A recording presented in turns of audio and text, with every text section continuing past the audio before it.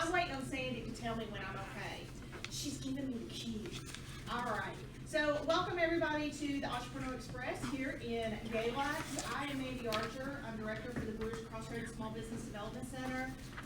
This office is Small Business Development Centers, 1 in 27 centers across the state of Virginia that offer free and confidential business counseling.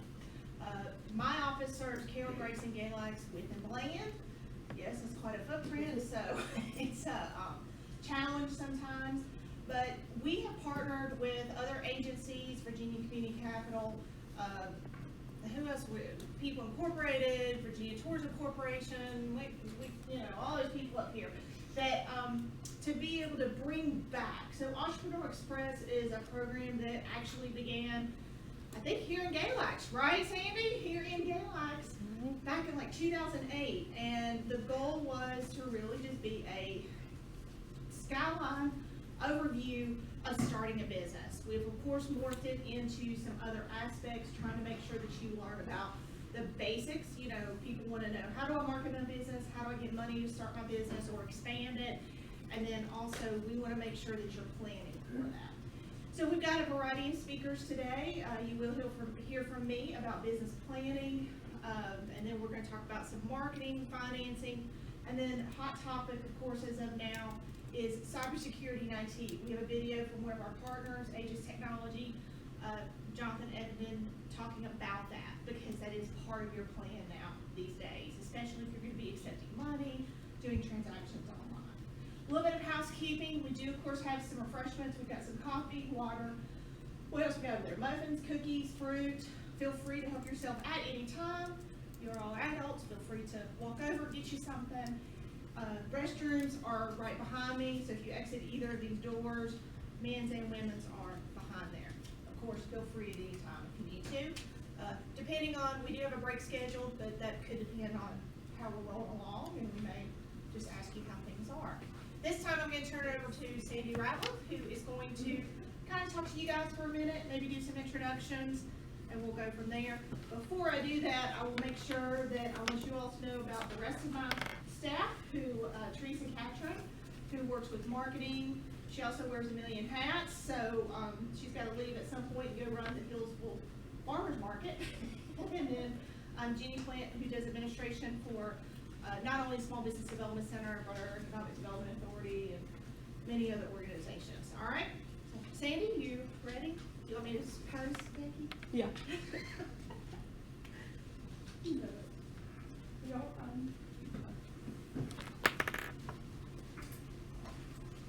Good morning. I'm doing dual roles today. My name is Sandy Ratliff. I'm with Virginia Community Capital, and it's nice to kind of come back home today. As Mandy alluded to, we did start this program back in, I think it was 2006, here in Galax, as a way to help businesses connect with all the resources, kind of like what we're doing today. Hear about if you're looking at starting or expanding a business.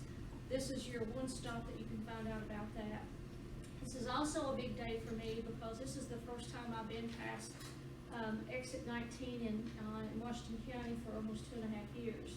Last year I was bald-headed and taking chemo treatments, battling ovarian cancer. So this is a big day, and I'm happy to be sharing it with you all. I love being able to connect people to resources, and so I'll be the lady in the back wearing the mask, but it's great to be back here today. And we're thankful you're back. The Lord's brought me a long way in the past year. Everybody's got a copy of the agenda. Also attached to that is an evaluation. We would love to hear from you after the event. And if you could complete that before you leave, or there's a QR code there that you could scan that and also fill it out. But this is our way of knowing, A, are we on the mark for what your needs are? I should have moved over one. And two is, what can we do after today's event? This is not where we win. This is just meeting you today. Is how can we help you to take that idea or that need to expand your business to the next level? And that's the whole reason that we're doing this session. In addition, there is a list of all of the presenters today who they are and how you can get in contact with them. Not only you have cards, but you can take that with you afterwards. And then there's some other collaborative material that will be discussed by the other speakers. But I am recording this today, basically for education and training purposes. However, we'll post those because there might be somebody else that couldn't come today that we could provide value to them. So, you know who I am. Again, Sandy Ratliff, the Virginia Community Capital. And it's always great before we get started to help us, the partners, to understand is who's in the room. So let's go around the room, introduce yourself. If you want to share what you're planning to do, it's your opportunity to do your little pitch, business pitch. But within 30 seconds, tell us who you are and how we can help. So I'll start right here. Emerald Young, I live outside of Freeze. I've lived in Grayson County since June of 2020. And I'm just interested in getting ideas. Great. And hopefully we'll get that to you. Jim Personer, I live just outside of town here, a few miles, and I've got 6 acres of land that I want to turn into a farm, meat, plants, crops, stuff like that. Right. Good morning. I'm Janet Clark. I live here in Galax, and I'm all by myself, and I've got a house that's going to waste, basically. So I have a guest room at the back of the house that I'm turning into a B&B, with its own entrance and its own driveway. So I just want to find out all the resources and how to utilize them, because I want to get it set up right. And if you're looking at doing an Airbnb on that, I've done a number of workshops. I can send you the link, and we also have one coming up, a couple coming up in the next several months. So if you want to watch it, most of it's webinar type, but kind of walk through the steps of how do you Airbnb, you know, the pros and the cons, how you get set up, how do you manage it. Happy to help. Great. I appreciate that. Pleasure. Hi. My name is Keith White. I'm from Dogsboro, Virginia here. So my business is printing and designing business. So I just want to expand my business by letting everybody knows in here town in Galax or in Hillsview, because we kind of new. So I just want to try to get everybody knows. Great. Hi. I'm Angela Byram. I lived here for 2.5 years in Independence. I'm a chef, and I'm hoping to open a restaurant. Good. And I like to eat. You like our food. Good. I'm Rebecca Roberts, and I'm here on 2 roles. I am the facility manager of the Grayson County Gate Center in Independence, Virginia. I manage a commercial kitchen and a conference room there. And then I'm also concerned about opening up a nonprofit. Great. Hello. Yeah, I'm Jason Murphy. I stay right up the road, right up the hill, and I want to make films that go beyond the screen, that go beyond entertainment, not only entertain and educate, but also be able to help people that's dedicated to the theme of our current production. So right now, I'm waiting I'm the editor, so you get our first short done. It should be done tomorrow, minus the composing. And from there, we're going to try to raise money to create a pilot episode to pitch to a much larger studio who you all know of, but I can't say because we're being recorded. So. And I have a friend that just started his own movie production, Josh Mancuso. Actually, Josh has been in this room with me before. We've done some marketing classes, but Josh is doing that, and it's theme-based, kind of off what other people are doing. And he's right in Johnson City. I'd be happy to give you his contact Oh information. yeah, for sure. That'd be But awesome. yeah, Josh is top notch. He's done a number of films and commercials.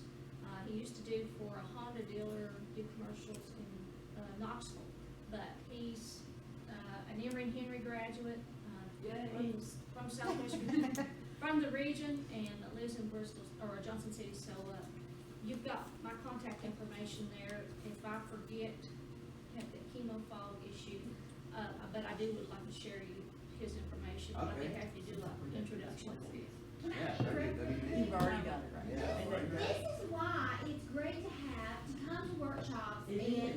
to come to group events because of the connections you make and you just, all the resources that all these different people have. But you Yep. don't carry on. Well, it's not always about Googling, Exactly. it's about Yeah. connecting, because I can Google all day long or get on Pinterest and find all these ideas, but when I actually start talking with somebody, I don't know, it's the camaraderie of the ideas that you start bouncing. Yeah, absolutely. Sorry, Sandy. That's okay, but I'll be happy to hook you up with Josh. It's Good Jason. morning. Oh, Oh, Josh. Yeah. So- Yeah. My brother's named Josh. I can't remember what his name He was is. sensitive about that. You've been called that before, haven't Yeah. you? With your brother that, My yeah. older Not brother. Josh. Look him up on Facebook too, and, all of those, he's on. Josh Mancuso, Mancuso. Mancuso. Okay, No, C-O. I've got it, we'll figure it out. sorry. Okay, I'm sorry. Hi, no.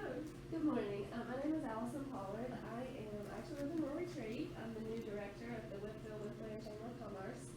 So we're going to be doing another one of these events in Whitfield soon, and just want to learn all the resources for people that are coming in wanting to start new businesses. And then I've been a business owner for the last 9 years at a screen print shop in Rural Retreat. If you want to buy it. I'm kind of, yeah, on the second side, yeah, it's like, we're kind of in transition there. I have partners and trying to figure out what to do with that business, because unfortunately I can't do both, but yeah, just want to make sure I have all the resources to be able to help people, and I think if I had done this in the beginning of my business, I'm sure it would have helped a lot more. Well, better late than never. Right. Hi, good morning. My name is Roger Dodson. I lived in Rockingham for about 5.5 years. Been on long-term disability, trying to get back to work, so I decided to go business. Once I get into advertising, I make go billboards, and we're gonna try to get all the information I can, help them learn how to do business. Good, good. There's also some special people over there. Do y'all want to introduce yourself? I'm Jenny. I am Jenny Mandy's on the assistant. block. Jenny Upgard. Jenny on the block. Yes, Jenny Yeah. Upgard. Galax block. And so generally, if you call the SWDC, I'm the one who answers it. I'm going to talk to you. And I'm Teresa Catherine, I'm the marketing counselor for the SBC. Okay. And Becky, you want to introduce yourself? Yeah, hi, everybody. I'm Becky Nave with Virginia Tourism Corporation, and you're going to hear more from me in a few minutes. Okay. Enough from me. I will turn it over to our host today, Mandy Archer. Oh, I don't get any, I'm joking. Yeah. Sandy's Yeah. gonna deserve it, 100%, so actually, Jenny and I have obviously been working together for entirely too long, because she said what the first, I was like, okay, I'm gonna have to say that. She said exactly what I was gonna say when I came up here, which was, no, don't apologize, you're 100% correct, that being able to come back together in person does allow you to make those connections. While we are resources for one another, I don't know everything that's in Sandy's mind. I didn't know. You don't want to be in there either. Right. I didn't think about ever trying to connect Jason and Josh, or, that aspect of it. And so coming together, even as resource providers, to be able to do things like this together helps us help you. So thank you again for coming out and just being with us today. And we're going to talk about. So the first thing I'm going to talk about is just the startup aspect of it. Really, what small business development centers concentrate on mostly, which is, well, basically, startup of the business. So primarily, what we do within our organization of the small business development centers, yes, we talk about the resources that we can provide. But most people are in need of a business plan. Some of you I know probably worked on it. How many of you have worked on a business plan? Just curious. Yes, yeah, most people have. So if not, what it is this, how does your business start, right? So you have an idea. You need that idea to be, it's usually going to be a personal passion. You don't necessarily want to go do something that's kind of like, I just like to cook, but I think that Angel's a chef, right? And she said that, and she's very passionate about it. and she has a way of communicating that. So you have an idea and you have a passion about it, you need to kind of be pulling that together. So what we want to do is we want to help you create a plan associated with that idea. That plan, I'm going to be 100% honest with you, it's a working document, it's a changing document. It's not going to be the same today as it is tomorrow, even though you wish it could be. I usually equate a business plan to a cross-country trip, and if you have all the money in the world and all the time in the world, you don't really need any type of plan of the places you're going to go, right? However, and actually I did this back in June, I took my daughter on a college tour trip. Well, we knew that we had 1 week, we knew we had a certain amount of time that we needed to be back, so we chose which colleges, and we made that trip within 1 week, about 1,700 miles through the New England area. It was great. But luckily I didn't have any breakdowns. Okay? That happens though. So the best laid plan is gonna have a breakdown somewhere within it. And then most of the time, and we're gonna talk about the different parts of that plan here in just a few minutes. The funding is, you have to have money for whatever you're doing. Unfortunately, that's just the part of reality. Money trees don't exist, even though I wish they did, because they would be really nice. So how are you gonna access that? Obviously your personal equity is gonna be the best place that you can, because you don't have to ask anybody else how to use it, however you wanna plan how to use it, but that's not always reality. So whenever you're going to someone else asking them for money for your business idea, they're gonna ask you for that business plan. So you see kind of the circle of life of how it's happening together. And then of course executing it, again, best laid plans, you wanna execute it as much as you can, but you may hit bumps, you may hit personal, some personal bumps, you may hit in the road, you may hit financing bumps, and the world sometimes shuts down and we don't mean for it to. So you have to make those changes accordingly. So why is a business plan necessary? So it's opportunity to share your story with potential lenders or partners. And I should have put that in there, right? So it's telling other people what you're trying to do so that you all can connect together. It is an idea, so you should have stakeholders that work with you and believe in you. Those can be partners, those can be, I'm thinking about, Airbnb.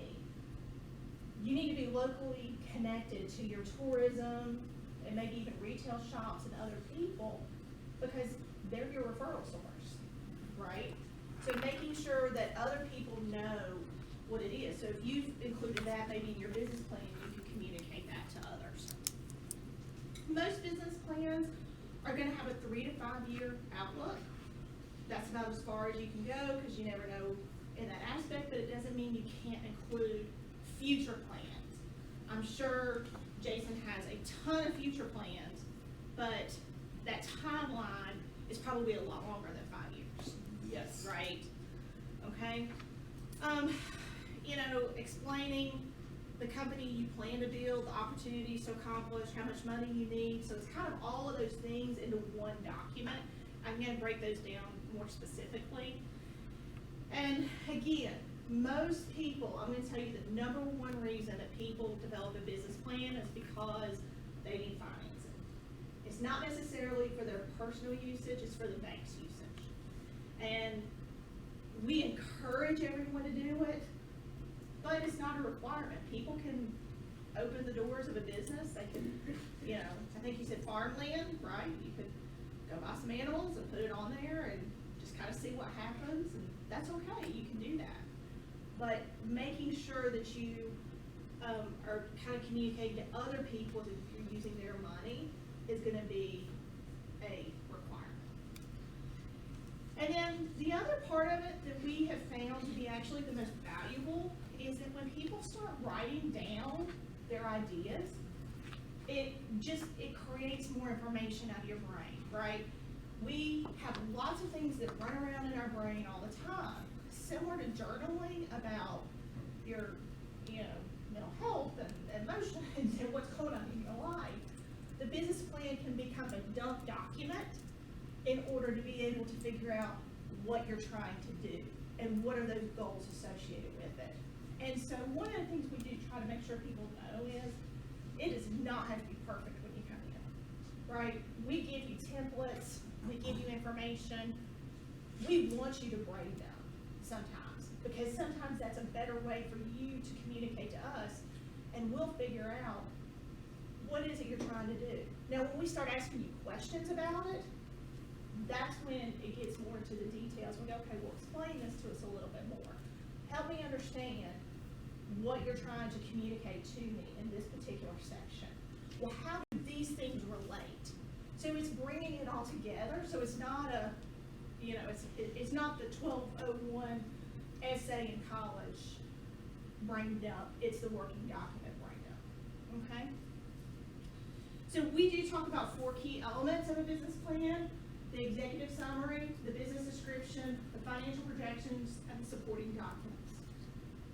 This breaks it down into just a very basic aspect, right?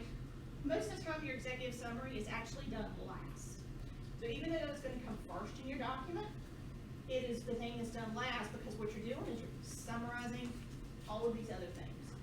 Your business description is not only about what you want to do, it is also about how you plan to do it.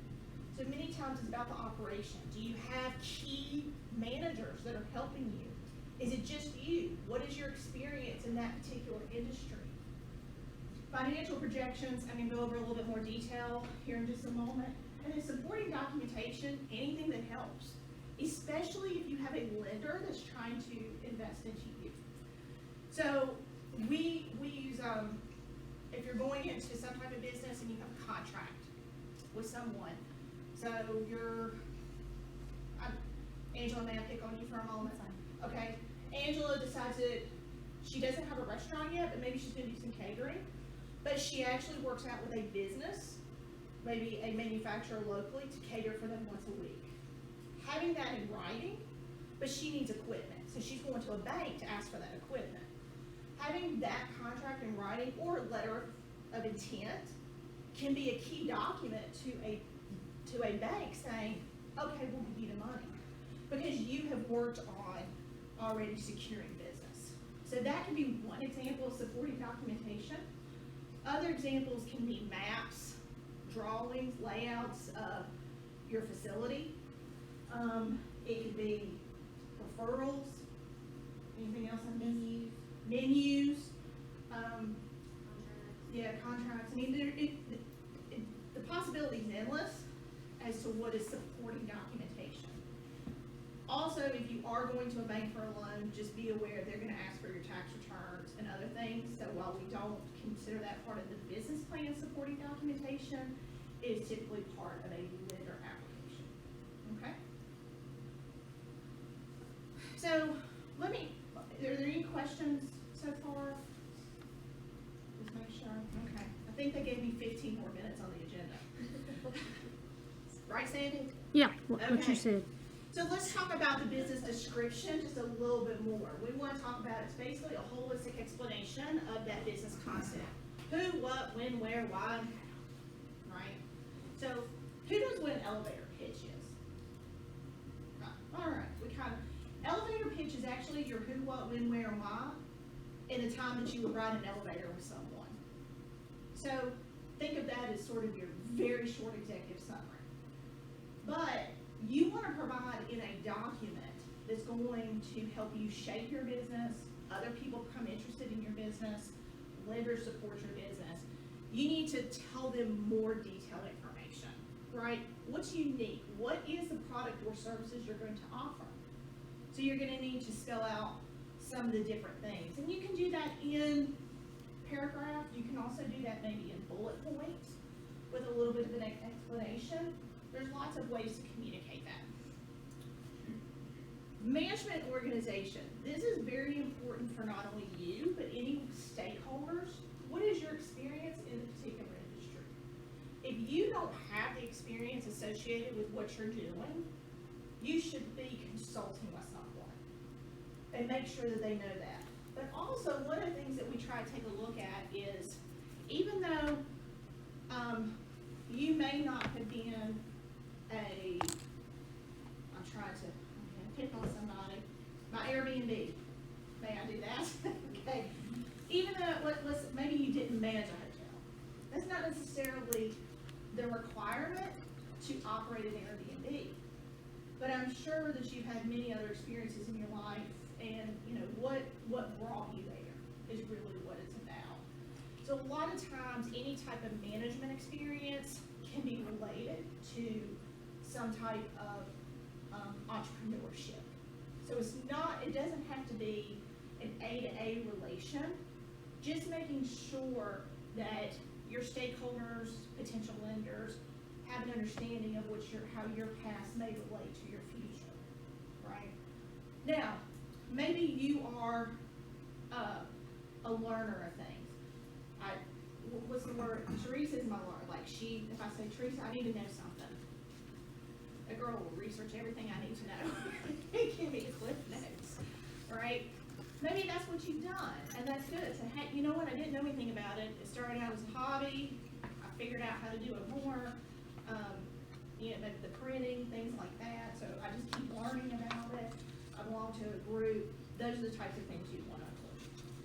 There's also definitely the market research, and there's two different types of market research.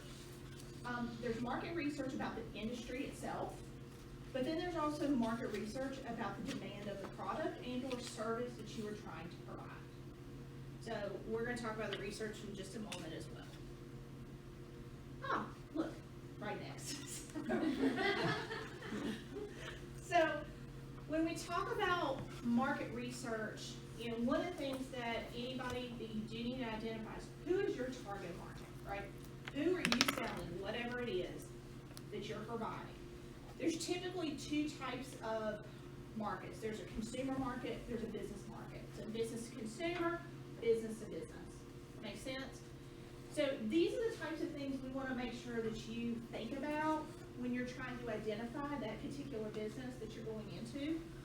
So for business consumer, so if your business is trying to sell to individual consumers, so if you're trying to sell to other people in this room, then you need to make sure that you know what your target age is, where they live demographically, what types of occupations they have, male, female, other, I know that's a lot, earnings, where's their earnings at, level of education, and other details that might be specific to that industry.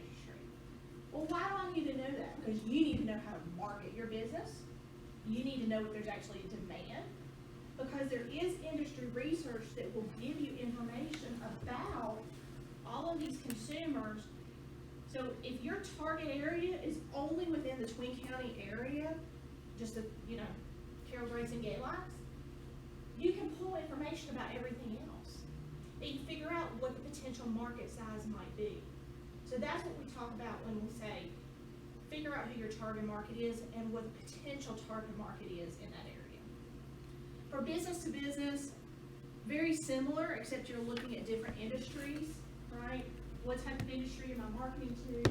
Where are they located? What size company am I marketing to? Because we need to know how many of those may exist and anything else specific to what you're trying to do. So those should be included in that business plan. Again, when you're marketing, so there's the marketing research of your customer, right? But then there's also the marketing research of the industry itself. And the industry itself can tell you a lot about the potential sales that are available to you. So these are some different resources that we talk about. And most of them, some of them are open to the public. We have access to SWVA, which is a research institute specifically for small business development centers across the U.S., placed in Texas. IBIS World, Vertical IQ, BizMiner, and ProfitSense. All of those, essentially what they do is they're taking industry-based data from tax returns or maybe accounting software. So it goes back to what we call a NAICS code, which is the North American Industry Classification System, NAICS. So whatever industry you're in typically falls within some type of NAICS code, and then that's how these different companies aggregate their information. So in the end, if we pull an IDA score report, the types of things, while it may be a 50-page report, what I'm gonna be looking for mostly is, maybe the cost of goods, average cost of goods sold for that particular industry, if that's relevant. I may also look for a breakdown of the industry. So if it's a clothing store, a lot of times it will tell me whether it is, women's clothing, men's clothing, what the percentages are of sales associated with that. So we're just trying to pull whatever we can out that you can utilize in your plan. Does that make sense? So is that, you have to pay for that? So we actually have access to those for free. So if you're a client of the Small Business Development Center, which now that you've signed up for this workshop, you are, we can do one-on-one counseling and we can pull that information for you. Okay? And the Treasurer's Department and the Revenue Department pulled something for me. Did they really? Okay. They pulled something for me just for the area of Grayson. Okay. I needed it for something that I was working on there at Gate Center, and they did pull something for me that kind of gave me the breakdown of how many senior citizens was in the area. It broke down how many schools were in the area. Now, as far as the age of the children or the students in the school, it didn't do that, but it kind of gave me a narrative, but a layout of what the people was I was dealing with. And the farms, it broke down how many people were farming and how many people were actually working outside the home and that kind of thing. And I got that through the Treasurer's Department, and they worked with the Internal Revenue, and I got it within days. Yeah, so that's a good, I'll be honest, I've never actually told you one to go to their local Treasurer's Department, but that's a good idea. Ask them, what's the worst they can say? No? I can't pull it for you. But there are lots of opportunities for people to take a look at stuff that you don't need us to do. Becky, is the travel data public information on Yes. Virginia tourism? Yes. So travel Yeah. data is public information. If you're going into anything that's tourism based, I highly recommend using that resource. Yeah, and if you don't find it on there, if you're looking for something specific that we don't already have on there, reach out to us and ask for it, because we may have it. We try to put, I guess, the general things on there. Right. Yep. And I've done that myself. I have reached out to their researchers on more than one occasion and said, I need information about XYZ, and they'll send me what they have. So lodging information, tax numbers, anything. And these are just some examples. This is not every point of research. If you're in a particular industry, like film industry, they've got trade organizations that probably have information, right? I don't know. I don't know either. Right. That's why I'm here. Well, and we also are the Virginia Film Office, so maybe we can also help you in any connections or any conversations you need. I can connect you with our staff, and Yeah. Yep. One of the most interesting ones for me, and I actually really love this one, I don't know why, it's weird, is the traffic counts. So, a lot of people don't know that you can actually get traffic count for almost any road in Virginia. I would say, is it any road? So if you're gonna be opening a public road, brick and mortar store, right, or a brick and mortar location, and you're gonna rely on traffic passing by to see you, understanding what that traffic count is for that particular road is pretty vital for any type of business plan. So it's just an interesting tidbit. We can help you access that. VDOT has kind of started bearing that a little bit on their site, but it's still free and accessible. Use that to find it. So again, this is an overview, so I'm probably going to talk a little bit faster so that I can give Becky time to talk next. But financial projections are going to be broken down into these main categories, okay? We do call it sources and uses. However, that's really what your startup or expansion cost is going to be. So how much is it going to cost you to open, expand, start what you're doing? Now, remember we said 3 to 5 years is your typical time frame that you're looking at, but you may have further down the line plans. This sources and uses should be for that 3 to 5 years. It should not be for your 10-year plan, okay? So sources are where are you getting the money from? Is it coming from your pocket Are you trying to find a loan for it? Do you have other access to financial support? That type of thing. Uses is, what is it going to, right? Is it going for equipment? Is it going for marketing? Is it operating costs? Is it repairs? Whatever that might be. An income statement is very similar to a personal budget. If you're a new business, it's a projected income statement. Now, I could probably talk for another 30 minutes about how to figure out your revenue. I'm not going to do that. That's what one-on-one counseling is for, okay? But as far as an income statement, think about it in the sense of, I have a monthly budget. I make $500 a month and I have $500 in expenses, and I need to figure out how to balance that. That's what an income statement is. The cash flow statement is the same thing almost, but it keeps a running track of any pluses and minuses. So it's more like your checkbook. It's the actual, what you have on hand right at that moment. A balance sheet is what we call a click or a photo of what your assets and liabilities are right at that point. And of course, your break-even point is how much do you need to make in order to be able to, not that cup of coffee. Yeah, that kind of thing. 100% honest, most of the time when we're doing new business plans, unless a banker asks for it, we mostly stick with sources and uses and cash flow statement. That is because it gives them what they need right at that moment. Now, sometimes if it's a much larger business, they're needing a lot more money, $150,000 or more, then the bank may ask for those other documents, and we'll help you do those at that time. Where do you get the money? We are going to have, we're supposed to have one of our partner lenders here. He was having some, oh look, speak of the devil. He's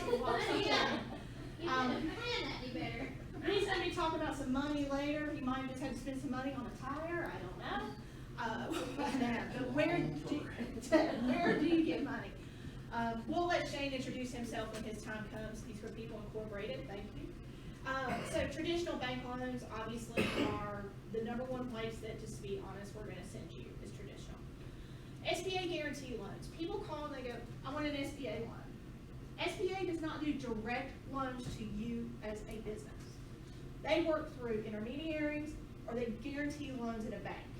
So when you go to a bank for that traditional loan, you may qualify for the loan, but the bank may go,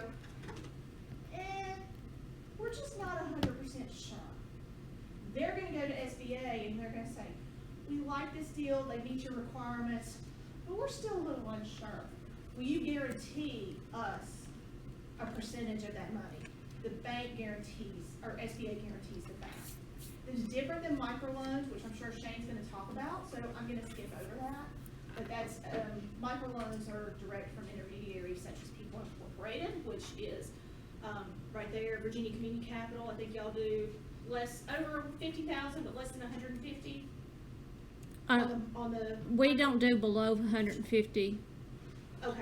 and everything above. Okay. I think So- I think 7 million is the highest. Okay, so everybody kind of has their sweet spot depending on what type of lender they are. I did put grant, very rare, okay? Very, very rare. The reason, VCTA is a economic development organization out in the coal fields that does do grants for small businesses. We do not have that program here. Don't say never, ever, ever, but we do not specialize in that. And so we typically direct you to other sources. Now, what I'm going to say is certain types of businesses, a tourism business, Becky's going to talk about what types of programs they have that you may be able to have after you're in business. Okay? The only reliable source that I will tell you about is grants.gov. If somebody tries to charge you money in order to be able to get you a grant, it is likely a scam. So please be careful. Obviously, your personal savings or other types of, money sources. Family, friends, you can ask them if they'd be willing to invest in you, but they may want to see a business plan, right? Venture angel funds. Venture angel funds is a terminology typically used for high-tech businesses or larger scale, not your what we call mom and pop type of business in here. We do not have a a venture fund here locally. The closest angel investor fund, I think, is in Blacksburg, and they do concentrate on basically technology, but just letting you know that. There is always the option of crowdfunding. I am not an expert in crowdfunding. My personal, they're going to be charged to you. Okay, that's just personal.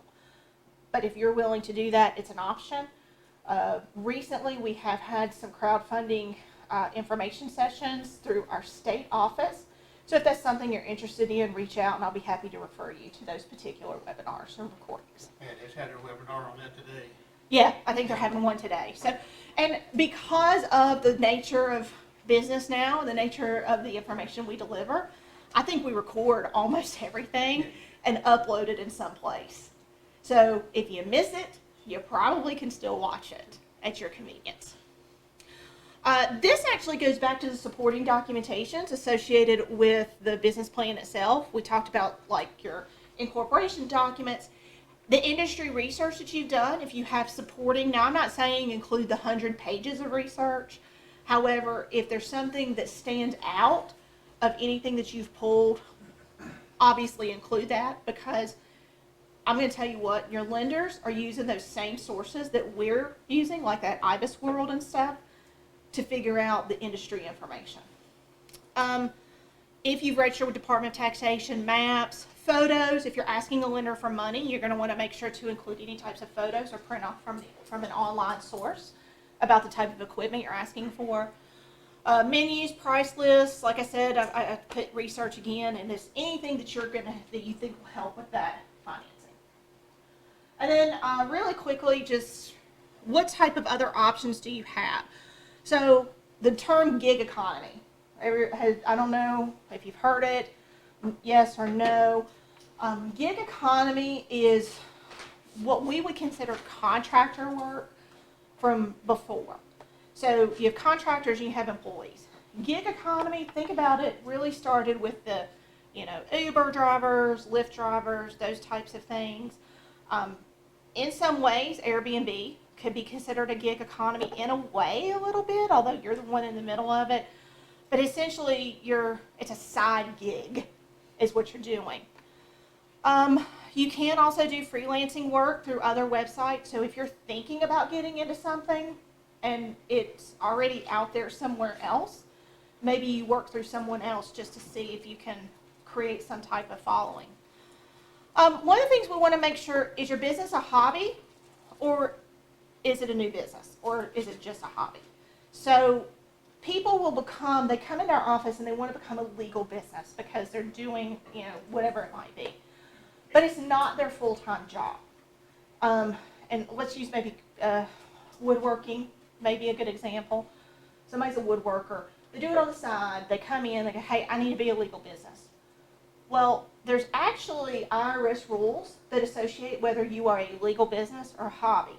Sometimes it's better to say a hobby for a little while, even though you don't get the tax breaks. Because the reason is then you don't have to necessarily track everything in the same way. So you still have to report the income. You still have to pay taxes on it. You don't get to take the deductions, but you maybe don't have as stringent rules and you can kind of go to where you want when you want, right? So thinking about, but a lot of businesses, a lot of hobbies turn into a business. So that's where all of that kind of comes together. Starting your business on the side while you have a full-time job, if you're able to do that, or you have other revenue or income coming into you, is the best way, if at all possible. And the reason being is because lenders, the bottom line is they want to know how they're going to get paid back. Or you need to make sure you're able to pay your regular monthly bills and not depend on that business for the self-payment, right? At least not in the beginning. Because most of the time it takes about 1 to 2 years, sometimes even more, to be able to actually really pay yourself after you've gotten the business going. So again, free of charge confidential services for the Small Business Development Center. The other centers, Southwest Virginia Community College, Virginia Highlands Community College, Mountain Empire Community College, and Blue Ridge Crossroads, we are all part of the Southwest Small Business Development Centers. And we will be coming over to, like I said, we'll be going over to Whitville, so if you know anybody else that wants to join us. And we do partner, I think, Sandy, you have some of those resources towards the end of the presentation, like PTAC, if I remember right. So we do receive funding through the Small Business Administration, as well as our, basically every center is supported differently, but the SBA is where we get funding, or at least half of our funding. We do partner with other resources as much as we can. If you go on SBA's website, you're going to see a long list of supported organizations like SCORE, Women's Business Centers, Veteran Assistance Centers. Because of being such a rural area, not everything is available everywhere. So you do, so like with SCORE, I think the closest counselor might be Asheville or something like that. However, not to my knowledge. But they have great resources online as well. So I encourage you to take a look at our partner resources to be able to say, okay, well, if I can't find it here, is it here? And that can be for any of those partner organizations that the SBA supports in that sense, okay? I'm only 7 minutes over. Oh, I see, you have a clock. I wonder, how'd she know? I know, right there. I'm going to go ahead. Is there any die-hard questions right now, or? Okay. I'm going to go ahead and I think, Becky, you're up next. Go ahead and come in and talk about marketing. Thank you very much.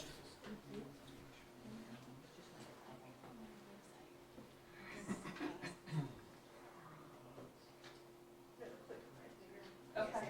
All right. Oh, okay. Thank you.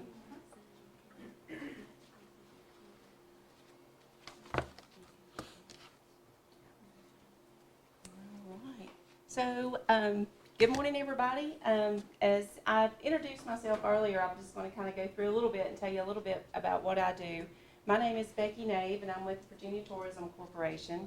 And I serve as a Senior Development Specialist for the Southwest region. You have my business card there on the table, as well as some information that we're going to go over in a few minutes. But I'm super excited to be here today and for this program to be launched again. Been part of it for many years, and I really hope that you'll take away some information today that's going to be helpful if you're thinking about starting your business or expanding it. And I'm going to talk about marketing plan basics. Mandy talked about the business plan, which does have that marketing part in it, but I'm going to talk about the separate just marketing plan. And while some of it is kind of repetitive information, a little bit of it, it's important that you keep these key things in mind when you're writing your marketing plan. And so after today, we're going to go through a lot of information today. We're throwing a lot at you. So if you have questions, want to follow up, please know that I'm here in the region also to help you as well as the other partners. So you've got a host of cheerleaders that are on your team. So when you're developing your marketing plan, one of the things that you need to think about is the 4 P's of marketing. Start thinking about what is your product? What product do you have? Is it a service or is it a product? Think about the price. How much are you going to sell this for? Do you have that in mind? And I find a lot of times we try to either sell it too cheap because we want to sell enough of it, or we don't really think that through. So make sure you're thinking, if it's a service or if it's a product, you're really thinking about the price of your product. And that's one of the hardest things I find that people struggle with when they're working with that. Place, where is the product going to be sold? Are you a storefront? Are you online? Or is it a service that you take to the customer? All things you need to think about. And then finally, promotion. What are you doing to market your product? And that's what we're going to talk about and kind of help you strategically think through it. Because without a marketing plan, you don't have a roadmap for your marketing.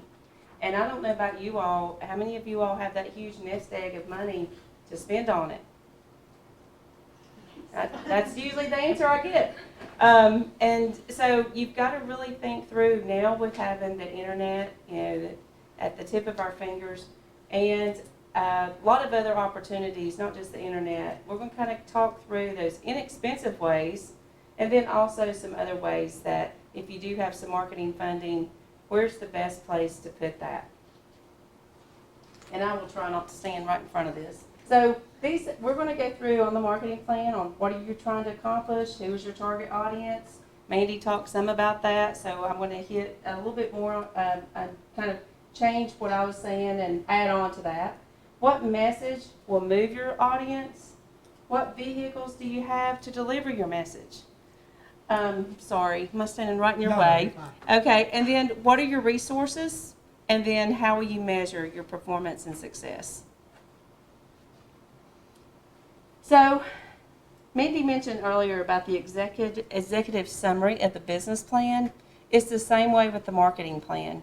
While it's going to be your first couple of pages, you may not write it till you're done. You may do your whole plan, and then you finish up with this, even though it will go in the front. So, again, the executive summary is the short summary of your business, and then your mission and vision statement for your business. And then think about, okay, what are we trying to accomplish? What are you trying to accomplish with this marketing plan? Are you a brand new business that's wanting to start out and you're trying to think of ways that you can get your name out there? Are you already in business, but you're going, okay, I need to, expand. I'm already doing some things that haven't been working, or maybe they are working. You're looking at ways to expand. Maybe you've got a new product that you want to launch. So there's a whole number of reasons, and you may have different parts of this marketing plan at different points to think about. But think about the purpose of why you're creating the plan. And another thing I think of is maybe you just want to increase visits to your Facebook page.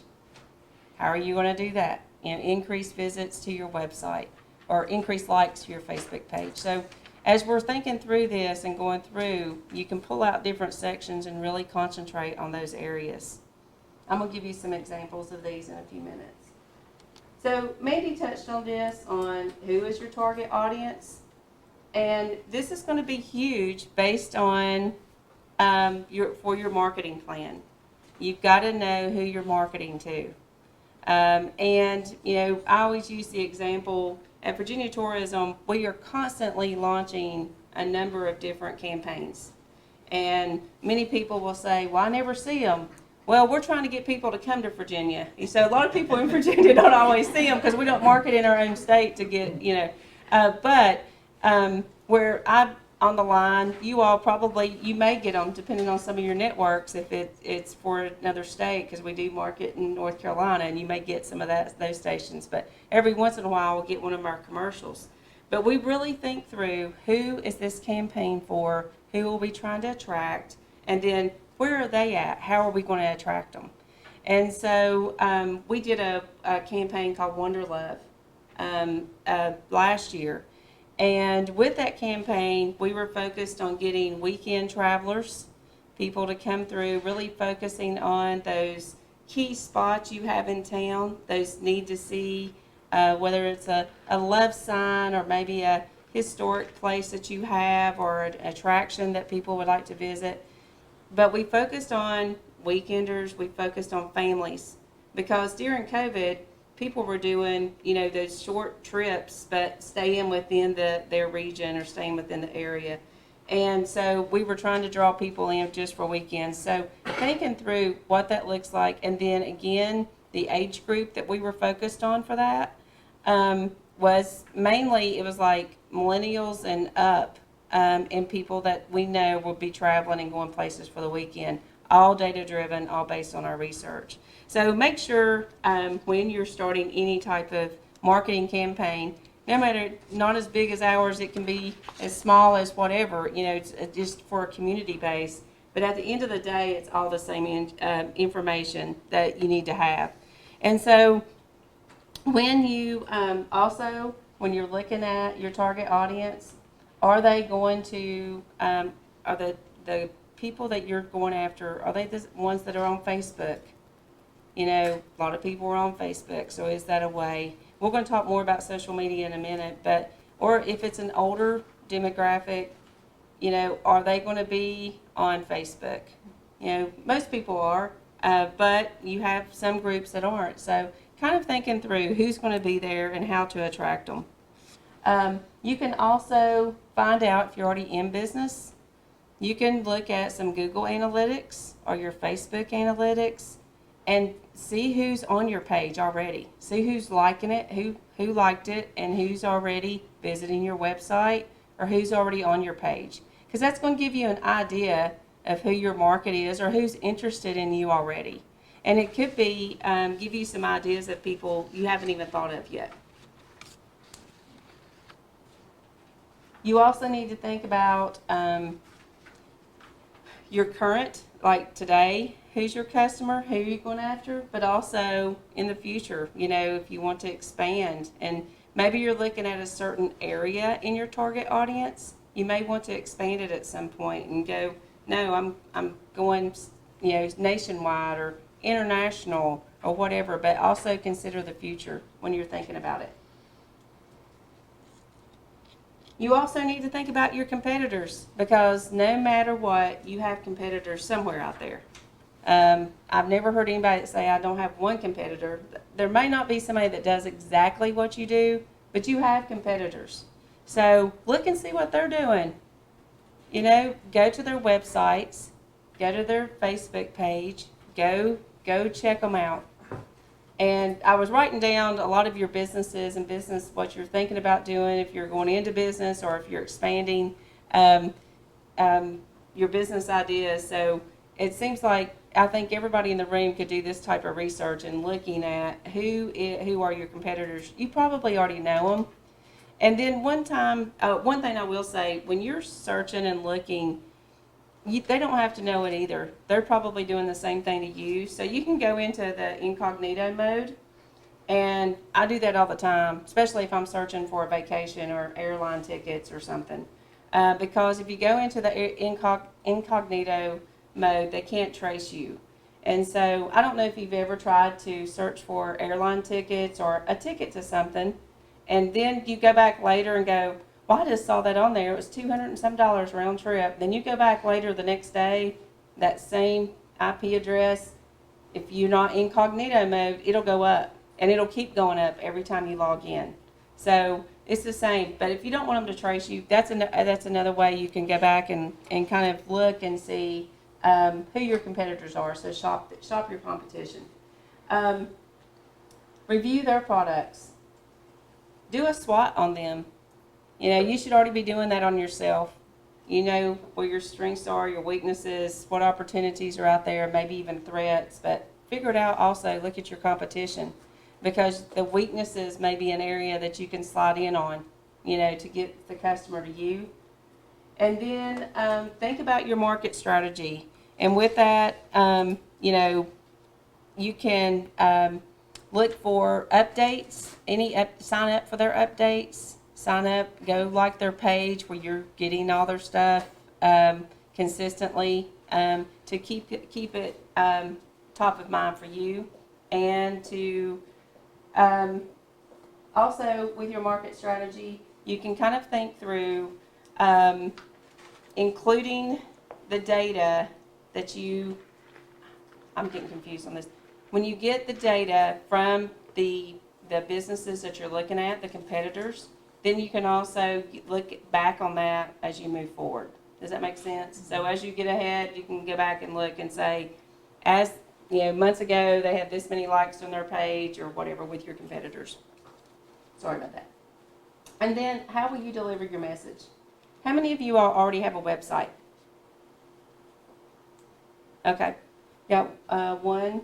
So with your website, as you're developing it, just remember to make it user-friendly.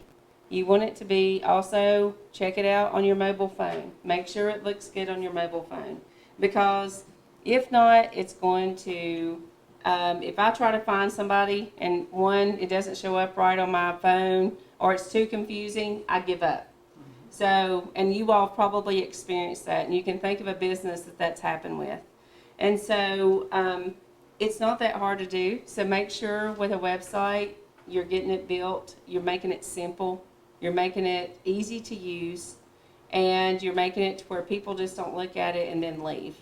And sometimes with a business, when I've worked with several small businesses and they're starting out, they get really, it's like nervous when they're thinking about the website. You know, it's like, I don't know if I'm ready for that, or I don't know where to even go for that, or I don't have the money in my budget for that. So just something to consider. Make sure that you're keeping it very simple. And then search engine optimization. So this is a question that comes up a lot, and people ask, how can I rank higher when I'm in those SEOs, and what can I do to increase that? And so one of the things we talk about a lot is Google, and ideas on Google, either through Google Ads or ways that you can help get yourself higher in the searches. And if you all have ever searched anything, you know, a lot of times there'll be a couple of things that pop up at the top that you can see clearly are advertisements. You know, they have put the ad in there, and they've paid for that. And that may be a consideration at some point. Or you can try to do it organically. And that's through offering and putting the more content that you have out there, the more places they can find you, it's going to keep you, the algorithms keep you moving up in it. So, for example, a blog. So with a blog post, if you produce blog content, this is something we do at Virginia Tourism. On our Facebook page, we will post a blog with top 5 things to do in Galax or wherever. And you could do something similar. You know, what are the top 5 things for your business, or need to knows, or just something that captures attention. And then when they click on that and they go to your blog, and you can continue then to create content that capture their attention and keep them coming back. So the more you do it, the more you're going to continue to be in that rhythm. Also and I'll mention it in just a few minutes, with Virginia Tourism, we also have we offer a free listing, and you can have your business listed for free on our website, and that also is going to help you rise further up in that search. Public relations, you're like, well, I don't have enough money to hire a PR firm or hire somebody to do my PR.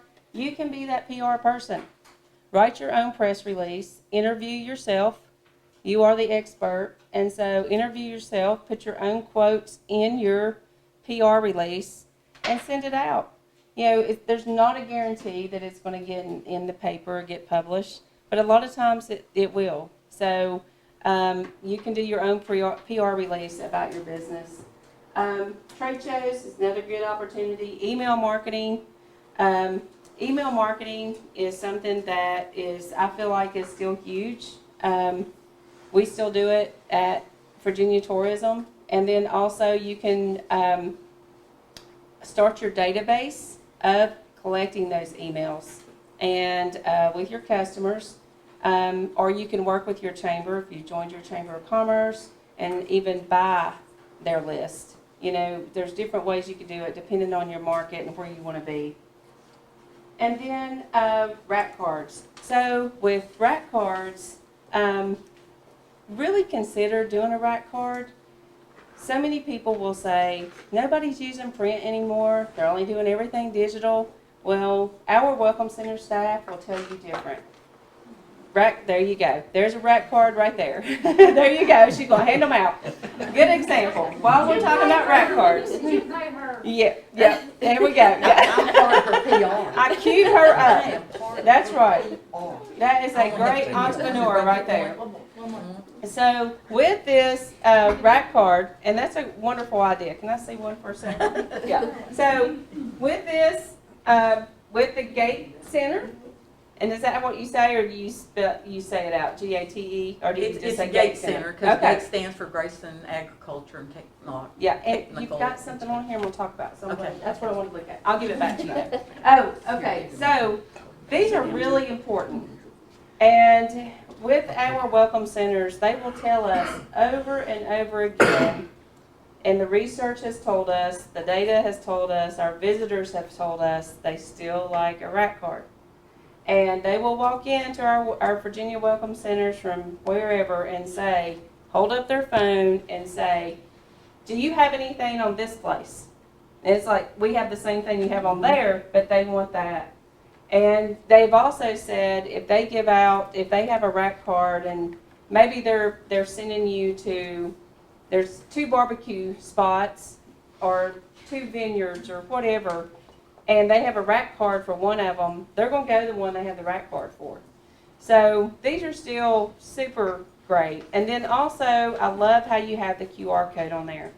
QR codes have really, especially during the pandemic, because no one was wanting to touch anything. So even your restaurants, you would go, my husband would get so mad, he didn't want to take out his phone, take a bit, he just wanted to look at the menu, and I'd always have to bring it up. I was like, it's not that hard. But he was like, I don't have a scanner. I was like, you just need to get out your camera. But anyway, after we got through that, now more people than ever, my point is, more people than ever are using QR codes, even if they didn't.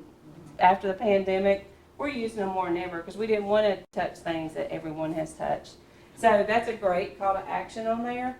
And I think also you can put that on your business card. And I'm sitting here saying that, and my business card doesn't have it on it. But there's some other call to actions on the back of my business card that sends you to our social sites, websites, YouTube, that give you those website addresses. So rack cards, I'm still a big fan of. They're not that expensive either, really, if you think about it. Yeah. Because I got 1,000 for $90 and some odd cents. Yeah, It wasn't expensive. that's a great price, and that's No, the young It's a- lady that does our website, Okay. she put them together for me, so I don't know where she got them. I mean, and it's this is good stock paper. I mean, it's a very quality rack card, so that's great. And I love how and this is not a workshop on how to design your rack card, but I will share this real quick because I see this and it drives us crazy if I go into welcome centers and I see this. So you see how when at the top it says the name and like has a building. So as I think about when you're developing it, it fits in a rack, right? So as it sits in a rack, you're probably going to see from here up. So you want to make sure it's something that's like a picture that captures my eye or something, and you can tell the name of the business. So a very good job on that. I like that. So when you're thinking about all these things you want to buy, you need to also create a marketing budget. So we talked about it a few minutes ago. We all don't have a huge nest egg to spend on marketing. So you've really got to find out the most effective way you can market to the customers you're wanting to reach. And it could be I've had some people that said, I've got $500, I'm starting a business, that's all I can afford to do right now. And so as we go through, you can really look at, okay, the most effective way, it goes back to what's your objective and what's your goal in creating this marketing plan. I really want to increase my Facebook likes and get my business out on social media more, out on Facebook. So by doing that, maybe then I'm going to boost ads. I don't have a lot of money, but I could increase my Facebook likes. I've only got $500, so what can I do? I'm going to spend so much per day. And they're so good. It's so easy to do. If any of you all have done this yet, but now you can break it down to, male, female, certain area, an age group, all kinds of things, the interest. And so it can really be helpful, and they make it really easy for you to do. And it's not that expensive. And we're going to talk more in just a minute, and I'm going to run out of time before I get halfway through. But we're going to talk more in just a minute on some opportunities you can have with us on that. And then I wanted to, let's see, friends and family. So if you don't have a huge marketing budget, you may have friends and family that can help you. If there's anybody that's in your house, or if you have niece, nephews, grandchildren, cousins, something, probably 5 and up that can help you. My grandson's 3, and he can run circles around me on an iPad. So, I mean, it's amazing. But you can get help with that. And also interns. We've got a lot of colleges in the area. They're looking for opportunities for internships that can help you with doing some of the marketing. High schools actually even have programs too. That's awesome. Okay. High school, at least even, I know that Galax High School, their CTE, they have like a marketing advertising, and they hope for a few businesses. And Grayson does too. Grayson, just a few, they can't take on 100, Yeah. but they can take on a few really small ones that can help with a brochure design, very simple websites and things like that. Fantastic, fantastic. So right there, you've got opportunities in your area of people that can help you with your business. You just got to reach out and ask. It's free. And it's free. No one gets mad if it's free, right? I mean, you're not going to fuss and say, I want to pay you. Yeah, well, they do, yeah. You're like, well, do you want your money back? No, I'm just kidding. You didn't pay anything. Okay, also, you may hire somebody that already has these skills, or you as the owner have them. Partnerships, you may want to look at doing some co-op marketing and working with other businesses, or maybe even your local tourism office or your local chamber of commerce, and do some co-op marketing. That's where you can all go in together to buy an ad, and you each get a section on that ad. That could be an opportunity.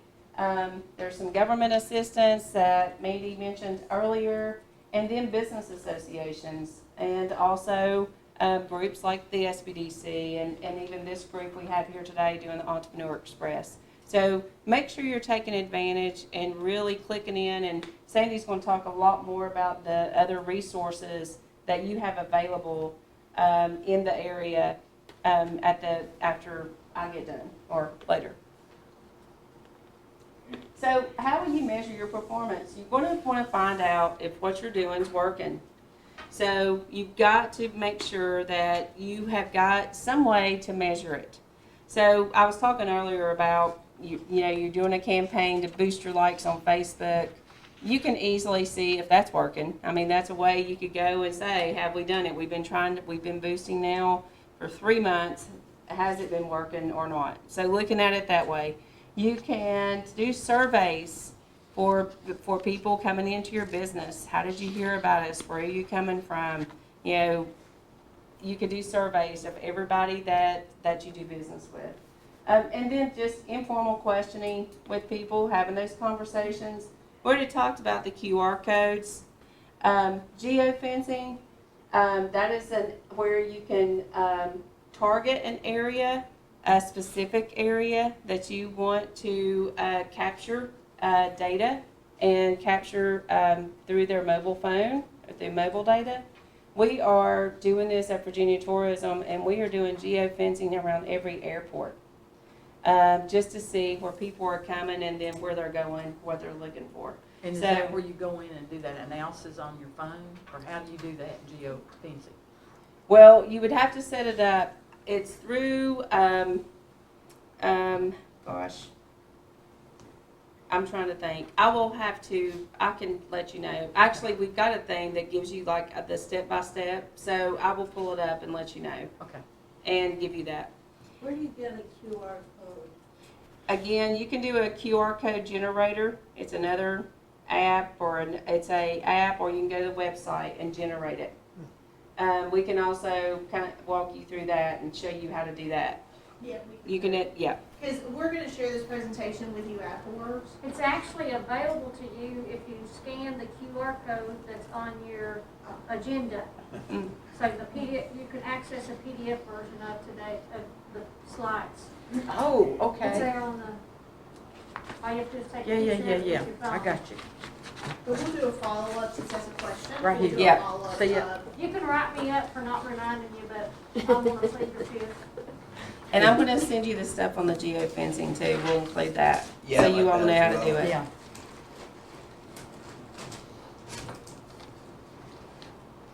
There's actually several websites that you can, set up QR codes. Do you pay for them? No, that's free. All you do is copy and Yeah. paste the link and then throw it into the generator and it'll poof Give you a right QR there. code. Takes seconds. Yeah. And you download in that picture of that photo. There are some that I've noticed have started saying you only get up to 150 or so, so we'll make sure we share the ones that are unlimited.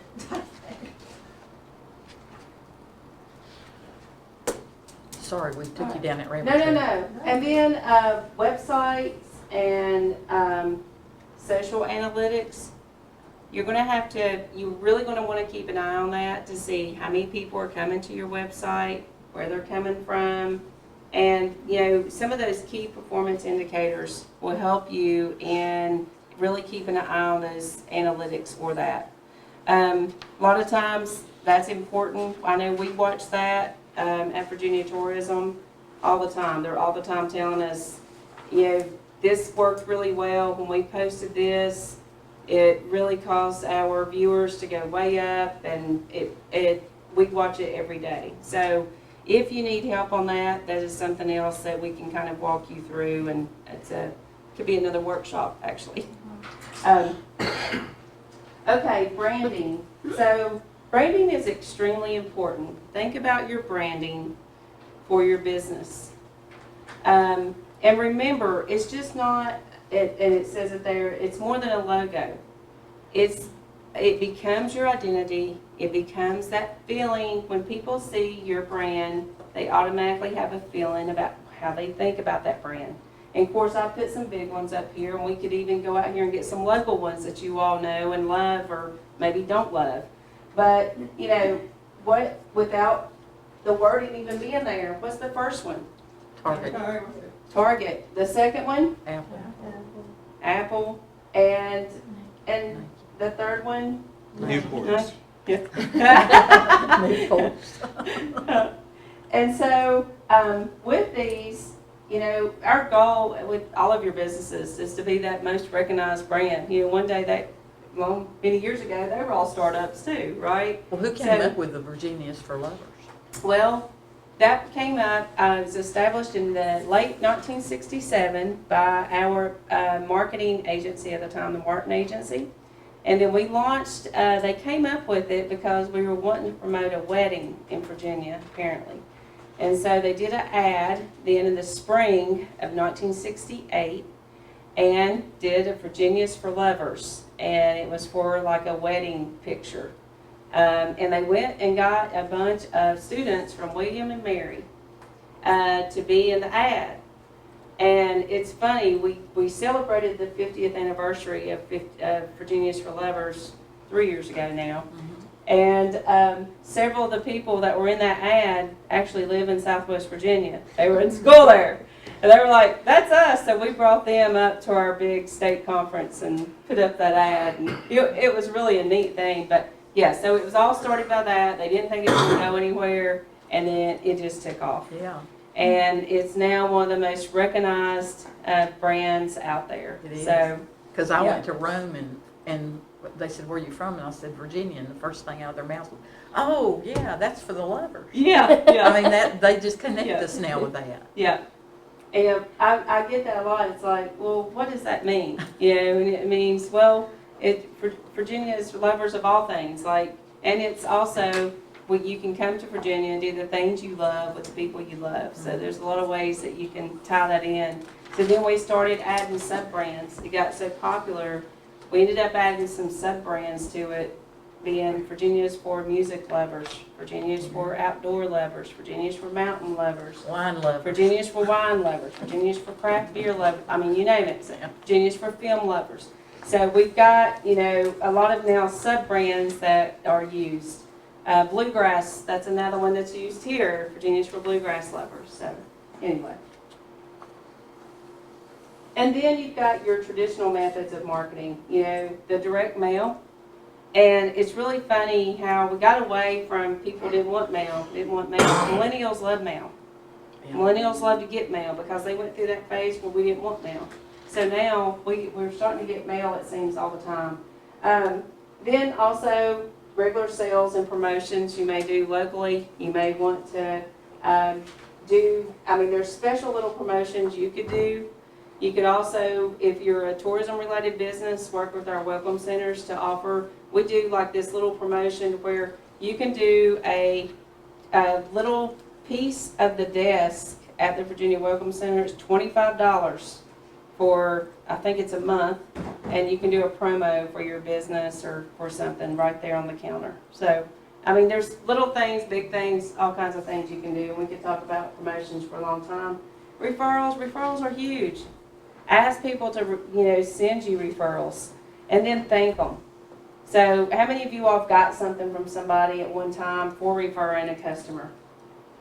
Well, when I had my bakery, my florist, I used to say if you'll refer someone, you get a 10% off on any products. Yep. Yep, that's a great idea. I referred somebody to my car salesman, and he sent me a gas gift card. Well, that gas gift card wasn't, now it put like a gallon in my tank. Y'all still appreciate it. It I've been big then, whenever they bought them. But anyway, but it was still the thought, right? But I think that's huge. Phone calls, we probably, I don't know if that one still works as much, because if I get a bunch of calls, I just block it, and my car warranty's expired, and I didn't know it even had warranty, but anyway. And then you have, we've already talked about the brochures, rack cards, business card with a call to action, and we've talked about the importance of having that call to action on your business card. Digital marketing, again, we've talked about the website and making it user-friendly and making it mobile-friendly, making it to where people can navigate through that. Your customers can find things on your website and not get frustrated. Keep it up to date. There's nothing worse than going to a website and it not being up to date. Email marketing, you could use one of the tools that's out there today. Gosh, my mind, and I don't have the fog like you were talking about, but I'm having it today. You could use like MailChimp. That's what I was trying to think. Or MailChimp, or one of the email marketing companies. It's easy to use. I've used it before in order to house all your marketing emails and then send them out in groups. And then you can also make it to where it can also follow up with new customers. And that can be helpful. Again, electronic ads, if you want to do some type of ad on any type of social media, Google, mobile and text messaging.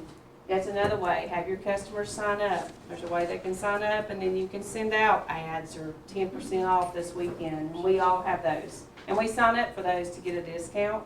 And then social media. We're going to talk just a minute about social media. So there's all types of social media.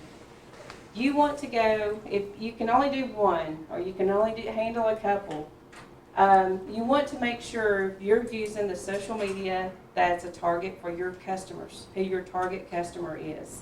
So where are your customers at? Which one are they using?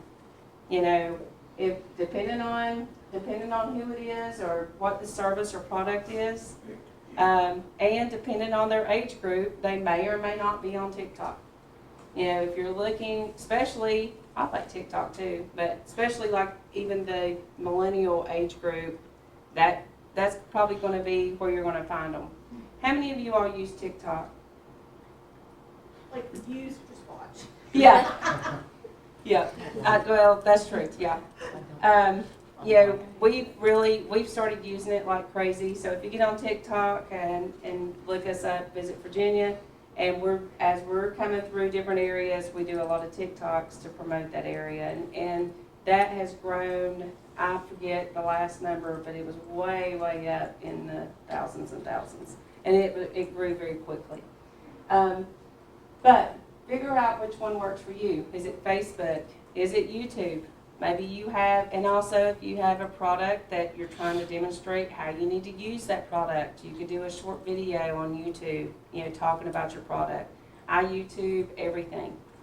It doesn't matter what it is, I look it up on YouTube. Usually you will find an answer on there. It's crazy. Also Pinterest, depending again on your product or service. But just figure out, the main point with this is figure out where your customers are at, and that's where you want to be, and where your target customer goes. Have a marketing calendar. Schedule your posts. You can sign up and get like a network, Hootsuite's what I've used before, and schedule your posts for the entire week. And that way you're not spending every day doing it. But keep a marketing calendar. I would do one monthly or every couple of months and figure it out. That way you're just not like, when did I post the last time? And you're also not flooding me to where I just don't watch your post anymore because there's so much of it. You said you said you use Hootsuite? Hoot. Hootsuite. Okay. Hootsuite. It's what I've used before. And there's also some other ones. There's Social Sprout. What's some other ones? Canva has a scheduler. Canva. There's a ton out there. Later, there's a ton of them out there that you can use. Yeah, Hootsuite was very easy and to use and set up. And that way you could set it up to say, I want it to go on my Facebook, my Instagram, and Twitter, or whatever it is you choose. And this is what I want it to go. This is the time I want to schedule it for. You know, and so you can sit down on a Sunday afternoon and schedule all your posts for that week. And so that's going to be, honestly, take an hour and do that. That way you're not spending the week trying to do that. And then also trying to figure out when you posted last, you've got your calendar. You know, today, or this week, we're doing this. So that calendar is super important for sharing content. Customer service, I could spend, as you all know, this is my favorite thing, but spend a week on this. This is very important. All I can say is if you treat your customers right, you want to give them good service, you want them to come back, you want them to let them know you appreciate them. It's another key thing that you make sure you're monitoring your social pages and you're responding. If you have them on there complaining about something about your business, or maybe they're not complaining, maybe it's something good and they're giving you kudos for something good, make sure you reply. Follow up with that. It's just good customer service. But make sure your employees know how important this is, your bread and butter. This is how you make your house payment, your car payment. And so it's important that they treat your customers well and they keep coming back. So, and I would train, if I had a business, I would make sure all of my employees were trained with customer service, whether I did it myself or made them watch a video or something, you know, but stress that because they're just there to collect their paycheck a lot of times, and they don't care if you make your house payment next month, if that person comes back, you know, so make sure. That was one of the things at Blackbird Bakery. I was there in Tennessee yesterday. They've been in business 14 years now, and they've got a big article in the Bristol Herald Courier about that. Mm-hmm. And they said that their biggest thing that made them through the COVID was that right there. Yep. That's what pulled them through. And all their staff in there that kind of does the service of people Yes. are real young. Yes. And when I saw that, when I walked in there, I'm thinking, oh, young people not going to be here. Yeah. That's, I made that assumption, but they said that they train them, that the consistency, the attitude and all that is so important, and they realize it. Yeah, you're exactly right. They've even got it to where they've opened 2 locations. Yeah, they have 2 locations now, Yeah. one on Commonwealth and then the one Yeah. right downtown. Yeah, on Bristol. Piedmont. Yeah. Yeah, you're right. And the other thing they do is they do a lot of community engagement, community service, get involved in the community. And that's another thing that shows up. As a community business owner, your community wants to support you, but they see you out giving back and supporting that community, it makes you want to work with them even more, Mandy's already covered the elevator pitch, so I won't go into that. I'll just say, always have your elevator pitch ready. We went around the room earlier and you all told what you wanted to do or what you're already doing. So you've already kind of got your elevator pitch, but if you're wondering, okay, I'm not sure exactly what I need to say or the structure, like what needs to go in it, This is in the presentation that you also, you get a copy of it with your QR code, or do they have a copy of it there? No, They can scan? from the QR code. Yeah, so if you scan the QR code, you'll have this, or ask me and I can send it to you if you need it. Real quickly, how am I on time? Am I over? All right, we can take a break. Okay, I'm gonna go real quick. I just wanna share with you all the top 13 services. We've got a bazillion services. I'm not gonna bore you. You're like, oh Lord, we're gonna go through all those. Well, I promise you we're not. You've got a paper on your desk, on your chair in front of you, on the table in front of you, with the top 13 services. And for Jason, Yes. you'll see the bottom right has the Virginia Film Office, how to learn about filming in Virginia. And also, if you're interested in submitting a film location, photography, a community that to be considered, how to get connected with us, you go to filmvirginia.org. So just wanted to point that one out. But there's a ton of information on this paper from our digital marketing, our PR, talking about our brand, that I would encourage you to take a look at. One of the things I do want you to pay attention to, on the right side it says grant and funding sources. So we have a new grant that's going to be launching August 4th. We don't even have our handouts ready for it, but I'm going to tell you about it. It's going to be for small businesses. It's the first time we've ever done a grant for small businesses.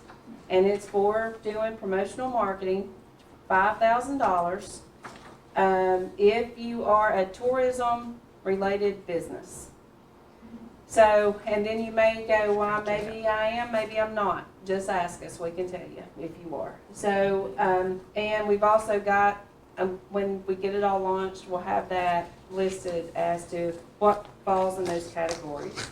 But I hope if you are a tourism-related business and you're looking at, looking for some marketing dollars, there's an opportunity to get $5,000. And I'm really excited. I know it's not a lot of money, but it could go a long way if you use the strategies we've talked about in marketing your business. The other thing is we have a advertising co-op plan. And so it also, you have a handout, I hope you do, that looks like this. If you don't, let me know. And this is, I talked about partnering with other companies, or maybe your chamber or somebody to do an ad. Well, this is partnering with us. We've already bought down the big cost of these ads, or these opportunities. So this gives you a chance to also cash in on that. One of the things I wanted to talk about, we talked a lot about social media, Facebook and Instagram. We have a 25% reimbursement on Facebook and Instagram promoted posts and ads. And you can go up to a $10,000 max reimbursement from us. You just have to make sure, and that's why these contacts are on here at the bottom of each one of these sections. Make sure you're using the information in that post that you need to use in order to get that reimbursement. And it's like tagging us in it and making sure you use our specific language that we want you to have in that. Okay, same with Google search and Google ad campaigns. Again, it is 25% reimbursement. And then there's some print and digital video, banners, TripAdvisor. There's different types of ads on here. So if you're interested in any of these, if you have general questions, I can help you, but if you get to details on this, I'm just going to direct you to the person on there. And that would probably be the best way. That way you don't have to go through a lot of hoops. But good opportunity, and I don't think enough people take advantage of it, especially on the social media part. Virginia.org, again, if you are a business that would attract some type of tourism, please make sure that you go and list yourselves on our website or work with your DMO in your area. You've got an office right here in Galax. If you're in Hillsville, you've got Teresa and Whitney for Carroll County. So all the counties around you, the surrounding areas, I know some of you all from other areas, but wherever you're from, we can help you get listed on Virginia.org. Make sure you do it. It's free. there's the co-op program I just talked about. And then again, if you're interested in using our brand, the Virginia's for Lovers brand on anything you do, you can use it. You just have to ask for a request for a logo, and that's on our website. So we have 2 websites, and again, you have my card, but it has at the bottom of it, Virginia.org, which is a consumer, but VATC.org is an industry website. And you can go on there and do a logo request. And that way you can legally use our logo. Then we have love works everywhere. You've probably seen the big love letters places. If you're interested, it is an attraction. It does bring attention. If you have a business that you would like to have bring love to your business, we will reimburse you up to $1,500 for it. And so that's another program, another opportunity if you want to build your own love for your business. Work with the Welcome Centers if you want more information on them. And then again, we have a marketing leverage grant that will also come up in addition to this small business grant, where you can leverage, it's a 1-to-1 match on your marketing dollars, and it can be an in-kind or cash match. And the good thing is you can use it and pay for all of this stuff that we just talked about. And while that may seem like you're double dipping, it's like you're paying us to use your stuff. It's an opportunity that it's at one time you can do it. So if you have questions about that, any of it, please let me know. And I know I went through all that pretty quickly, but please let me know if I can help you. I'm happy to do that, and happy also to meet with you one-on-one if we can help in any way. All right? Any questions? Oh, yeah. So we have a few hats to give away. And everybody's name's in here? Okay. All right. So why don't you draw a name out? We'll let everybody get mad at you for not drawing their name. Okay. If you can read my writing. Allison. Allison. Oh, that's me. Oh, well, I'm glad you picked your neighbor. Yep. Who else? Start off. Here. You can put that one, yeah.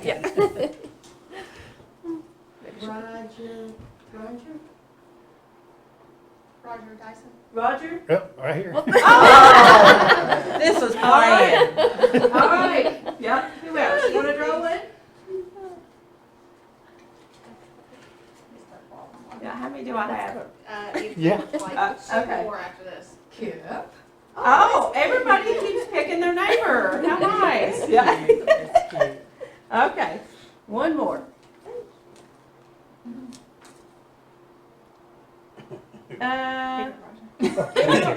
Emerald? That's me. There you go. Okay. All right. Thank you. Yep. Listen. Jenny, you wrote, didn't you? Yeah. And you. Thank you. Big contact there. I think she could help me out a lot. Cute colors though. She can help you understand some of the Colours. businesses, yeah. Well, You could make that. I was thinking, I don't talk to about. Oh, you The don't? welcome centers are one But I of do those. just training. Yeah, for local. And business. there are classes they Yeah, I don't know their rules. Yeah, I can talk to her. I gotta make sure everything goes through for. But somebody like you sitting beside you at the Chamber of Commerce, so it's gonna be because of the type of business that it is. And especially since you're over in the area, just maybe Yeah, you got a card? I do, yes, I could. Yeah, that's what I was thinking. This is your holidays. Well, they're gonna do some with us, I like some of that one too. I thought about I think, putting my. you know, we are past so we'll probably keep going, but if you feel like you wanna get snacks or go to the restroom, please feel free to. Don't, you know, Okay, just, thank you. I wanna drink. Go ahead and feel free to while we're getting, I think you're next, right? Yeah. Do you need something? Yeah. It's something new, it's indoor billboards. That's focused on, high travel. It's cutting out, it's not the big signs you see outside, it's you put inside of what you call those, high traffic. Sure. Different places. Yeah, I need all contacts I can get. So you will have to. Now, where are you located? I live in Rocky Gap. I designed too. Oh, yeah. It's a home-based business, so, I'm not. yeah, anything else. If I get one in welcome centers, I can advertise all the businesses that would be interested in that area, so. You get people coming through, going south. Oh, I don't eat all the kisses. I don't like all that. All of them.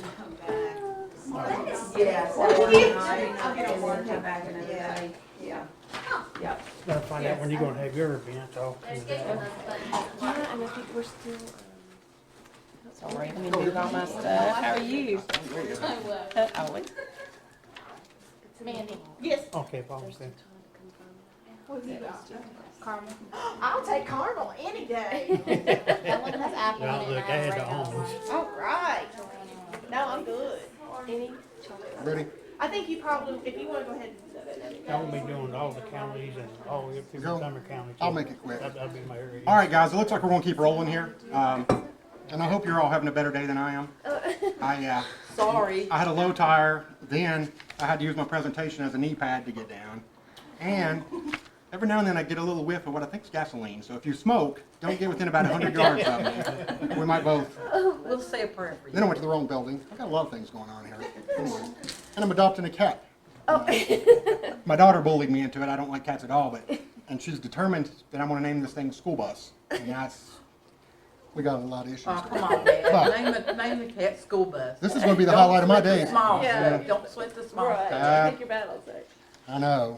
She's 4 and she's very determined. So love her to death, and she knows it. So all right, I'm Shane Simmons with People Incorporated. I'm the Director of Economic Development there, and we'll get started. I'll try to blow through this because a lot of it's self-evident, hopefully. And we're going to talk about money. It's a big issue when you're starting a business. I think anybody that's done that, you want to think about your options and figure out the best way to do it. So there are two main ways to finance your business, as we all know, and that would be equity and debt. And we'll get into those a little bit. So equity financing, you typically either your own personal savings, which generally is ideal if you have that, but realistically not a lot of people do. And it does come with some downsides because when you're spending your own money and you start seeing that drop, you have a tendency to panic and make decisions because a lot of times we all go in pie in the sky thinking that thing's going to take off and make money right off the bat, but a lot of times there's a little bit of a down period. And then I see people panic and it's their business, so it's an emotional decision, and they do things they probably shouldn't do, like shut down on marketing, and they cut corners, and they do all these things, and clients and customers take note of that. So you want to, basically you want to have a good plan for your first year of business at least. The next one is friends and relatives, and that's another good source, but it also has some strings attached every now and then. That doesn't always work out. You got angel and informal investors, and again, that's nice to have, but normally they want some sort of control or some sort of say-so in your business, so it's not always the best way to go. And then there's crowdsource funding, which of course people familiar with Kickstarter, Indiegogo. I've got a YouTube channel, which you should all subscribe to, called Real Appalachia, by the way. But I have a Patreon, Real Appalachia, and we have a Patreon. I actually have people paying me to make videos, but they also want something. They want exclusive content. Nobody just gives you money because they like you, I found, and that's kind of sad. But there's always ways of getting some funding if you need it. And one of the best things about this, of course, is it's the least costly way of doing it as far as financially. And you're more likely to get a loan because a lot of you have probably heard the term having skin in the game. So if you come to me and you say, I've already invested $10,000 of my own money, well, that tells me you're committed. It's like, well, you're gambling, you're betting on yourself. If you come in here and I've seen this very recently, actually, a very specific example was somebody likes to smoke, apparently, and they went by a vape shop and the place was for sale. Well, they just came in and they said they're all asking $40,000 and I want to buy it and I want $40,000. And I was like, well, what do you know about this kind of business? How much money are you putting into it? Long story short, I haven't seen them since. So, it was they had a dream and they woke up and moved on to another dream, hopefully. And then, again, a business that is has adequate equity is more likely to succeed, of course, because you have that peace of mind of knowing you've got resources. You can invest in your business. The other, of course, is debt. Oh, I'm sorry. On your phone. I'm so sorry. One of those is a line of credit, which is, that and credit cards are kind of sort of similar. They're both usually revolving lines of credit. You can do it, and you only pay based upon the amount that you borrowed. So it's usually a percentage. They both, too, typically have flexible, I guess it's a nice way, interest rates. And so it's not always ideal, especially right now in the rising interest rate environment. You got to be prepared to know that that might go up on you. Credit cards are usually the worst because they have the highest interest rates. They're the easiest ones because they're unsecured and you got a little card you can swipe and it feels good, but you know, there's, again, you got to have a way of repaying that. One that a lot of people use is supplier's credit. If you actually have merchandise, a lot of times they'll entice you with some very good financing so that you'll use their product and choose them over a competitor. So, and you want to use that leverage too. Sometimes that's negotiable. You just got to realize that almost everything in life is negotiable if you got a position of power anyway. Business term loan, that's kind of sort of like, well, if you go out and buy a car, it's a similar thing. It's a fixed rate, fixed payment. You get out here, you borrow $20,000 for 5 years for $400 a month. You kind of get an idea what that is. Leasing, that's used to obtain assets, and it may provide some more flexible options. And there's also occasionally, I'm not an accountant by any means, but sometimes there's tax advantages to that too. So it's something to explore at least. There's government programs. You know, a lot of, you've got the SWVA. A lot of these towns and communities have what's called community development block grants. And I think there's one for this area. Mandy might know more about that, but which we manage it. But anyway, there's always opportunities. You want to check with your state and national, and you want to check around to see what your options are too, and don't just limit yourself, because a lot of people think a bank is their only option. For a lot of people starting up a business, it can be your worst option, because I worked for a couple of large banks for about 15 years. And, you know, they try to make loans to people who don't need it. That's good. Got to that point. It's like, okay, if you've been in business 2 years and you got a good cash flow and you got all that, well, we might loan you money that you don't need. But if you're starting up and you're needing somebody to take a chance on you, a lot of times your best option is somebody else. And I know Mandy touched on it a little bit earlier. The SBA is a great one because they'll take a little bit more chance on you. We do the microloans, and they are, you can do them for working capital, you can do them for equipment, you can do them for a lot of things that a lot of banks don't like to touch. So certainly something to think about. Sources, again, credit cards are the most expensive. And this is the thing too, there's sneaky little guys. This has happened to me a couple of times because I started a business. What did I do? Rent up some credit cards. What did they do? They cut my line because, ooh, this guy's starting to get, I don't know about this guy, you know, he's needing our money. So that's definitely not a good thing. And it's the most risk for you because interest rates, if you default on it, they love fees. If you go over your credit limit, if you run late, if you jack your interest rate up. They're all about making money. They're all about making money. Yes, we're exactly right. So your personal savings has the lowest expense and it's the lowest risk. But you're also, when you do that, you're also missing out possibly on investment opportunities too. You got to think about things like that too. If you put it in the stock market, what could you do, and realistically? And also, you don't want to use all of it because, like I said before, I've seen people do that and they start to panic. You know, they've got $15,000, $20,000 set aside, and when it gets down to that last thousand, it's like, ooh, they start making those risky decisions. Bank financing, it's a lower cost usually. You get a pretty good interest rate. They usually want shorter terms. They want everything on their stacked in their deck. They want really, really good collateral usually, way more than what you're getting your loan for. And so it's a good option if you're really interest rate sensitive and if you've got the strength to get it, but a lot of times that's not the best option, especially for a startup business. And again, small business administration, they're low cost. Sometimes they'll do longer terms. They don't have as heavy of collateral requirements. Like, for example, what we do, we go well above 100% a lot of times on collateral. So you bring me $50,000 piece of collateral, I can sometimes do $75,000 loan for you. You know, depending on what you're doing. Yeah, and that's something new we've done. We're taking chances on folks, but it's worked out good so far. Delinquency rate's phenomenal. So that's a big advantage that you can get if you shop around. Again, a little bit higher interest rate, so there's a little bit of a cost to it, but that's definitely a good thing to have. Again, lower risk to the partner banks. If you go above, we can make loans up to $250,000. Our SBA limit's $50,000, but you know, I know the Virginia Community Capital and some of those work with SBA, and they're a little bit more willing to take risks as well. And, you know, we got all kinds of options to take care of real estate, equipment, working capital needs. And nonprofit community lenders, which is what we are, People Incorporated. A lot of people don't know we make loans. They know we do Head Start and a lot of other things, but we actually have a whole division, People Incorporated Financial Services, that is set up for consumer and small business loans. Are you connected in any way with New People's Bank? No, I've worked with them before, but I don't have any. Okay. We don't have any particular ties to them. Okay. Just very quickly as well, if you're in this area, you may see People Incorporated is also a workforce development agency. So just to make that clear, yes, they have an office in Crossroads Institute, but that's the workforce development agency, not the agency not the section, I guess, or department that Shane's with. However, we do work closely with them for individuals for other needs. Yeah, People Incorporated has 31 different programs that we do. I mean, it's everything and under the sun. And honest to God, I can't name 15 of them to you. You know, it's just so I many. know you deal with child care, senior citizens, I mean, you're just Housing. all out there. Yeah, we Housing. do everything we can possibly do to help people, but, you know, all I know is loans. So if you come to me about any of them, I have to refer you on. So before you do come to apply for a loan, one of the biggest things you can do is get your financial house in order. You want to make sure you pull your personal credit report and take a look at it. I read an article a couple years ago. It astounded me, but because I've been in lending for 20 some years, but 70% of credit reports have some sort of error on it or inaccuracy. Everybody thinks of identity theft, and that's a very small part of it. It's usually something amiss somewhere, some way, and most of the time it's not that big of a deal, but a situation in my own family happened because my brother happens to be a junior.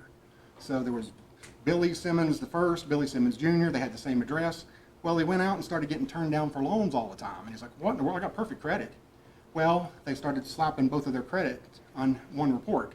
So his debt to income was through the roof. He had 2 mortgages and 3 car payments, and you know, but he didn't know until he looked at his credit reports because a lot of the lenders won't disclose what's on your credit report, so you have no idea. You just got turned down. I'm like, well, what the heck, you know? I pay everybody, but that's one of of many examples of this kind of thing happening. And of course, identity theft is another problem sometimes. So you want to make sure, if at all possible, all your accounts are current and that you don't have any type of judgments or liens against you too, or if you do, any kind of derogatory information. You want to make sure that you can explain that problem and that it makes sense, because I used to keep a list of this. I made over 3,000 loans, and I've turned down probably 10,000 more. And I'm almost like a psychic or a medium.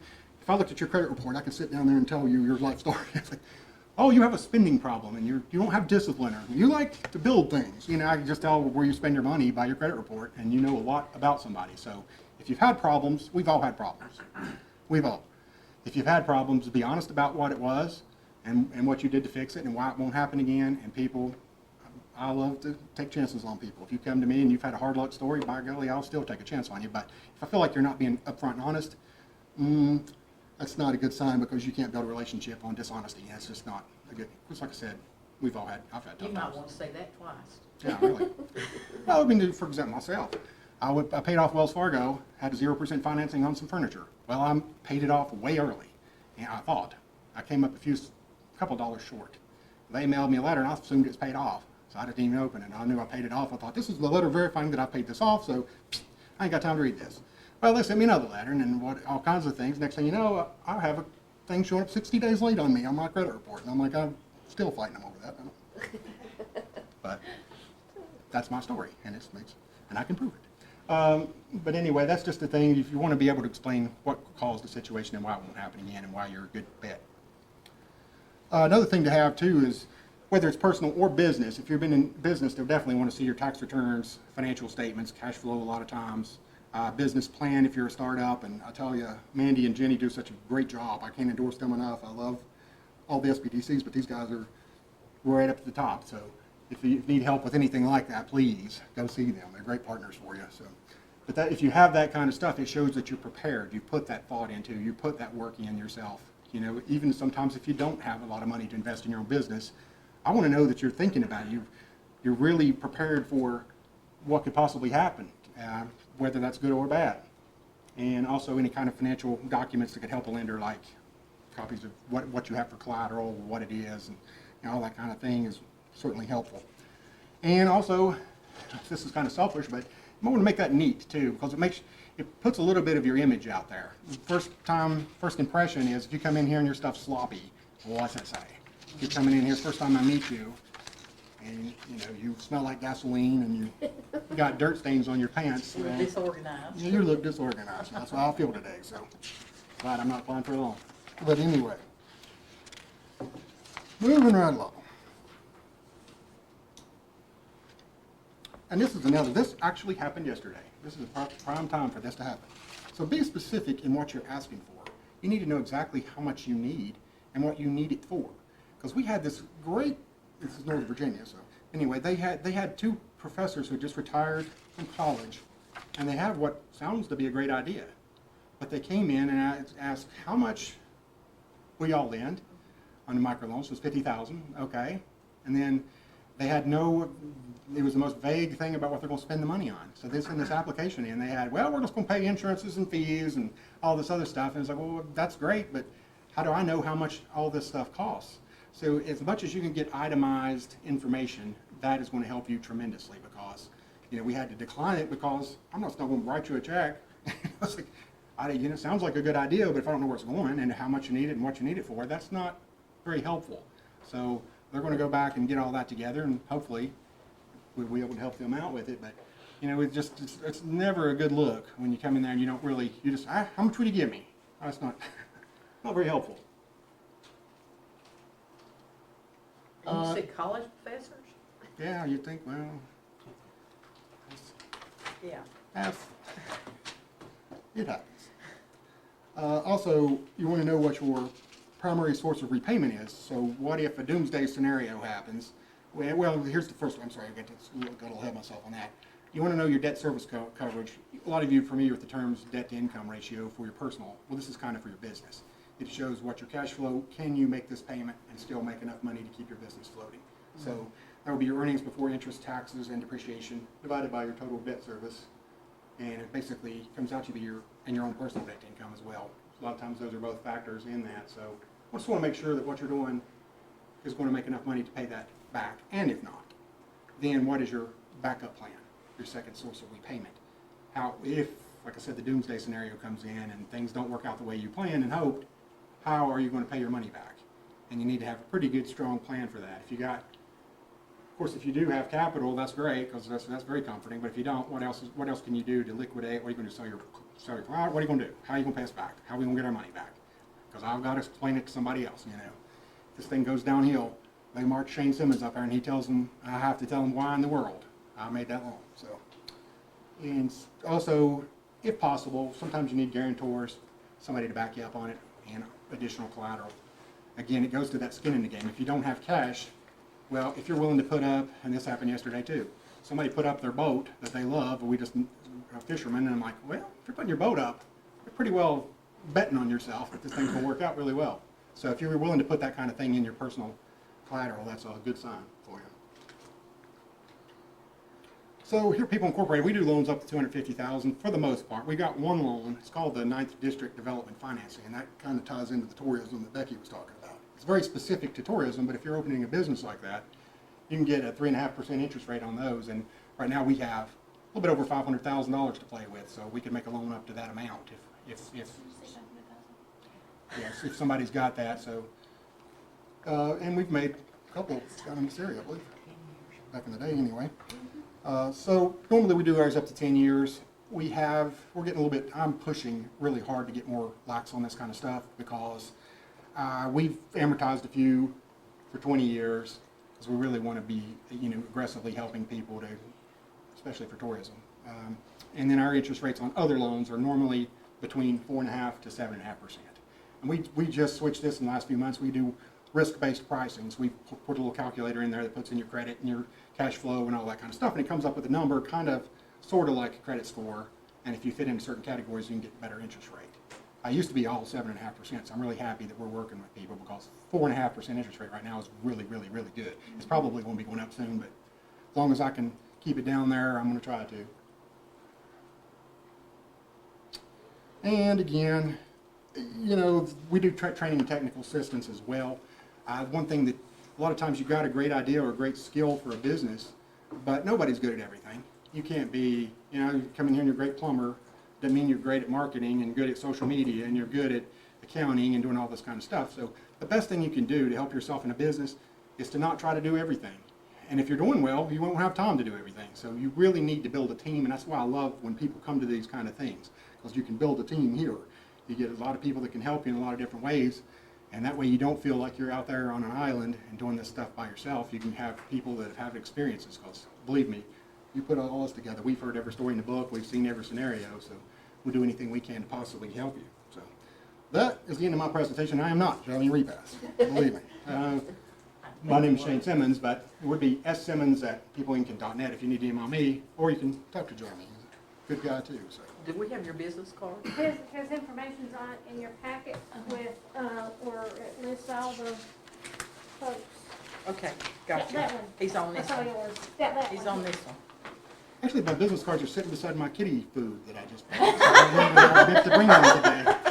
The cat that you're gonna name School Bus. I will not be naming it School Bus. Come on. I negotiated. Let the child have an opportunity. Well, I was trying to be funny myself. See, she's weird like I am. I don't know if anybody knows the Oak Ridge Boys. I mean, the country singers. Anyway, they had that song called Elvira, and I thought it would be so funny. I want to annoy the people when I go to the vet, because I wanted to name it Giddy Up Papa Meow Meow, and yeah.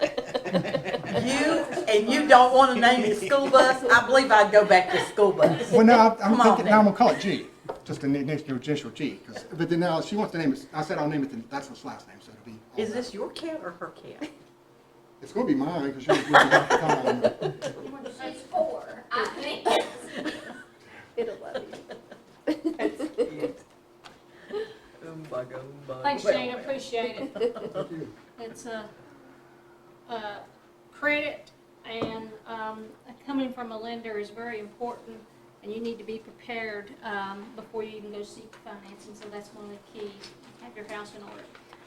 When we were putting together how we were going to revamp the Entrepreneur Express program, one of the things that the team felt important is to talk about cybersecurity, because I think if anything that COVID taught us is that, you've got to have an online presence. So many Main Street businesses, hurt because nobody was getting out of their house. We couldn't get out of our house, and how you need to be online, but also you need to be online because you're going to be promoting your business, you're going to be communicating back and forth with customers, you're going to be developing flyers, hope you have a website, so there's so many needs. And we couldn't have a private IT firm to come to every one of our workshops. It just wasn't feasible because they have to run a business. So what we did was we worked with a gentleman by the name of Jonathan Evident with Aegis Technologies.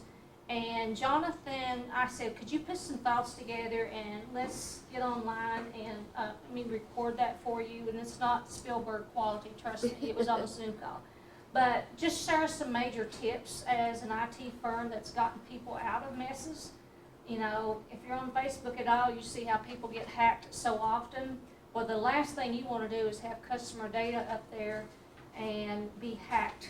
And you mentioned New People's Bank. Well, there was a nightmare that nobody ever wants to, no bank or no institution wants to be involved in that. So this is Jonathan kind of sharing a few tips for you to consider, to think about as you either start or to grow your business. That's really important going forward. Hey, I'm Jonathan Edelman with Aegis IT. We provide quality IT consulting and business solutions founded on personal character and integrity. We will be in business for 10 years in May, which is super exciting. When I started the company, I really didn't have any contacts or any work. And here we are with a handful of employees and continuing to grow. So this has taken a significant amount of time and effort to get to this point, but I am extremely thankful for how well we've done and for all of our great clients that we work with. So in terms of my background, I have been in business for 10 years. I've been in IT consulting for about 17 years, and I've been getting paid to fix computers since about the mid-90s, so I started when I was reasonably young, and really enjoy computers. It is something that is a hobby and a passion that has turned into a full-time job. But not only that, a full-time business that has multiple employees. So this is something I get very excited about and I really enjoy. And that is probably one of the best things that has happened in terms of being able to start a business. It's something that I'm very passionate about. It's something I get very excited to do because there's a lot of work and a lot of time that goes into it. And if it was something that I didn't enjoy or was passionate about, I don't know that I'd be as motivated as I am now, especially for the business that I work in. So today I wanted to cover a couple of bullet points about items that are pertinent to new businesses, and especially from the IT side. I'm going to talk briefly about email, websites, phones, computers/servers, line of business software, cybersecurity issues, and briefly on social media. The idea is that every single one of these are major points that new businesses need to take into consideration, and as we have been working with new businesses for the past 10 years, we've seen all of these handled differently, and there are significant implications to how you set things up and how you move forward with your business. So this is just going to be a quick 1 to 2 minutes per topic, and we're always available and happy to talk about these items that way. There are other resources that we've put out, such as some other presentations, material on our website, some other videos, as well as in person or a phone call to go into more detail on these items. So let's talk about your email. Email is one of the major communication methods between businesses and other businesses or businesses and individuals.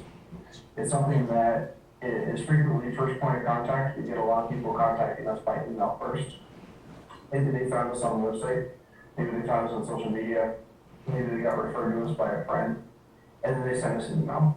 So your email is something that is a quick representation of your company. And when it comes to startups, it's entirely common for the owner to use their personal email, whether it's a gmail.com or a Yahoo or a Hotmail, or I've seen instances of AOL still floating around there. And we strongly recommend, even with a new business, spending the $12 a year and buying your own branded domain. So this might be yourcompany.com, yourcompany.net. Most people start with simply.com. There's .biz, and there's plenty of options out there if your company name is taken. My company is Aegis IT. We had to register thinkaegis.com because Aegis is a common enough name, such that Aegis.com was taken, AegisIT.com was taken. And so we put in a call to action for our domain. And I'm pretty happy with it 10 years later. But what you get from that is you get the option to have a branded email. And so it's just much more professional. So instead of having Bob25 at hotmail.com as your company email, have your branded email that's going to look significantly better and more presentable to clients. Same thing with a website. Websites are a bit more involved. Well, an email will take simply a domain and possibly using Gmail or Office 365, and you can get those for a couple dollars a month, basically. For business email, website can be significantly more. If you were to get a professional looking website, you could easily spend thousands, and it can go up from there. So when you're talking about a website for a startup, that can be a pretty daunting task, especially when you start getting quotes from just the more professional marketing or professional website companies. So easy resources might be starting with, say, Wix, which I don't like long term, but it's a great opportunity to get started quickly. There are some other options out there that allow you to do basically a builder website where either it's a quick template, you can get a WordPress template for free. There's plenty of free WordPress templates that look great out there. And you don't have to spend a huge amount of money to get your website up and running. In fact, one suggestion that we would make is get a simple website, make it look professional. Sometimes even a single page landing page will be good enough to have your contact information, have a phone number, and some basics about what you do, what services or products you offer. And that way you're not spending a huge amount of money to get up and running, and then budget some money for a more professional website later on down the road. Websites are great because people still heavily use the websites to find you, SEO is a big deal, being on Google Maps, being on, I hate Yelp, but people will still refer to it. It's still a source of traffic for certain industries. And if you don't have a good looking website, you will be setting yourself back, especially in regards to when you're a startup. So another important factor would be phones. We see, especially with startups, people use their personal cell phone because they're already paying for it, and that becomes an easy to manage expense. That's okay. It doesn't scale well, so as you grow, you're not going to want to give out your cell phone. I personally give out my cell phone, but we're in a break fix industry, and so we want people to call us to be able to reach us as there's problems. As we get larger and larger, I will be pushing more towards using a help desk number or a support number or as a way to be able to centralize tickets rather than calling cell phones. But for now, it works. And so an important question for your business phones would be, how do you want to handle your business phone? Do you want to just run your business off your cell phone, which long-term is not great, especially if it's your personal phone. You want to get a traditional phone system from, say, your internet provider, Spectrum, Comcast, Bright Ridge, whoever you're getting your internet from, they will sell you a traditional phone line. The issue with that is now you've got a fixed piece of equipment in your office that won't work anywhere else, such that if you set up in a phone system from one of those providers, you have to be in the office unless you're call forwarding after hours. Now you're paying for what's essentially an older phone platform and a PBX that sits in your office. We sell a significant amount of voice over IP these days. That is software that runs on a phone server elsewhere, so really all you need is internet. I can install the software on my cell phone, I can install on my iPad, my computer. In fact, my assistant works remotely. She has the software on her laptop, she has a headset, and she logs in and makes phone calls, and it shows up as my company name and my company number when she makes calls. That's great. I can log in on my cell phone, and we all share essentially the same software, even if we're not physically in the same location. And we can also attach desk phones to that. It's a wonderful direction. It allows for mobility. It allows for people to easily work from home. And it's really the direction that people are going. So that's something that doesn't have to cost a lot of money. Our voice over IP line typically starts about $20, $25. You can find them for even less than that. I wouldn't necessarily recommend paying less than that, given the kind of problems that you'll have with the vendor, but it does not have to be an expensive way to get started, especially if you just need a single phone line for your business. So let's talk about computers and servers. We get this question a lot. I get questions such as, why can't I just go to Walmart or Best Buy and buy a $300 computer and use that for my business, or why can't I run my business software off of a $400 computer from Walmart?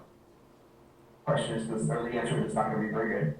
It doesn't have the hardware, it doesn't have the performance, it's not designed for the type of work that you're trying to do.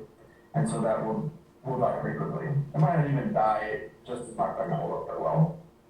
For example, one client that we were at, they have a line of business software that's running on about 5 other computers in their office.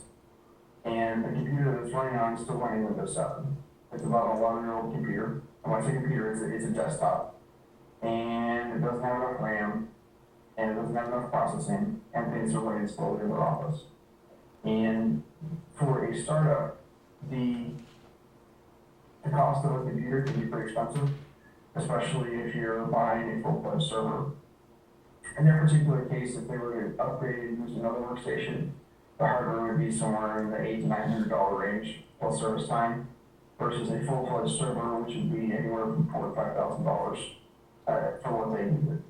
In their case, they really need a server because they have other compliance issues that they have to deal with, and I'm not going to go into those details because I don't want to expose anybody, but they have compliance issues that means they really should be spending that money on that hardware and the software and that upgrade. So whether they do or not, I don't know.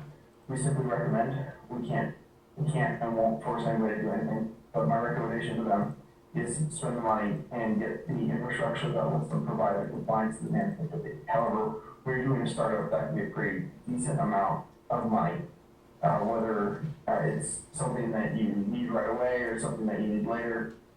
It's not uncommon for us to see sites that will start using a basic computer for server and then transition later on. But that certainly needs to be something that's factored in depending on what kind of line of business software you need and what kind of compute power you need for running your office. So number 5, line of business software. This can be something specific to your industry.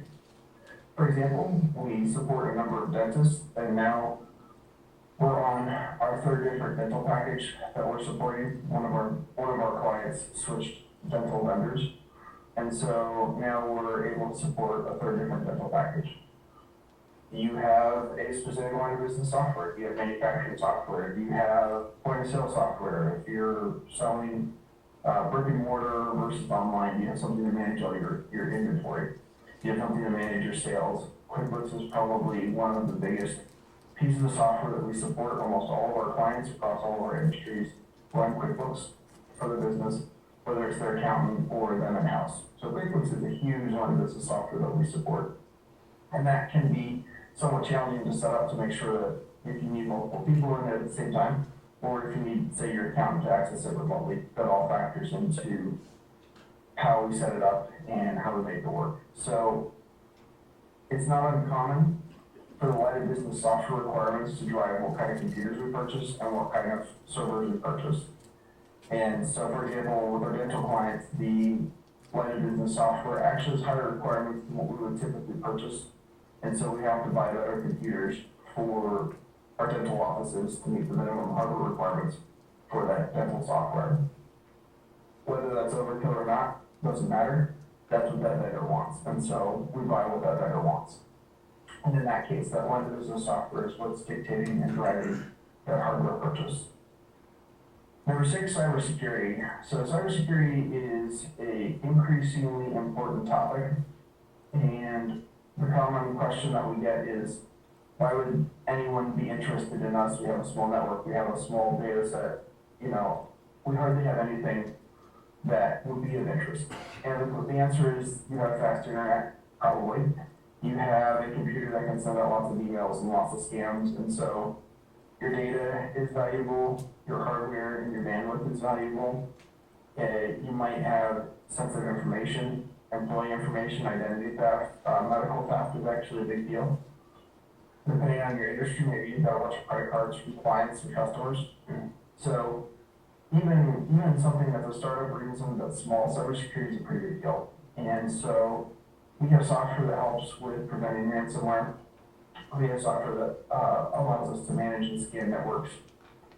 There's a question of, do you need to remotely access your network? That plays into cybersecurity. We have been changing how we handle remote access for our clients because of a response to the increase in cybersecurity. There are certain methods of remote access that I'm in the process of discontinuing for clients, simply because it's no longer as secure as it has been in the past. And there are certain attacks that are targeting particular types of remote access that we want to shut off because of ongoing problems. And so we have changed how we're handling client remote access in light of cybersecurity attacks. Additionally, things like cybersecurity insurance is a huge deal. Not all cybersecurity insurance is the same. Not all cybersecurity insurance vendors are the same. Not all policies are the same. And we have resources that we recommend for how to properly handle and how to better handle cybersecurity insurance. And along with those insurance policies comes extensive questionnaires about your network. That's also something that we help companies deal with in terms of answering that and helping them get into maximum compliance for those policies. And finally, social media. Social media exists. Hopefully you are familiar and aware that it exists. Different demographics will be on different platforms at this point. Facebook versus Instagram versus Pinterest. Even Reddit is a huge online social media platform. And so with a startup, that can be a significant boost of new customers depending on what type of business you're in. Getting your friends and your family to help you get the business started can be extremely helpful. Just know that it exists. You'll want to do your research to figure out what the best platform is to spend your time and effort marketing on. Whether it's worth spending money on, I've seen the numbers. I personally don't spend any money on social media, but that doesn't mean that it doesn't work for other people. Just make sure that you're getting your results and that you have something to show for it at the end of the day. So those are the quick little bullet points that we had, that we had discussed in advance. Let's see if I can share, let's share this, and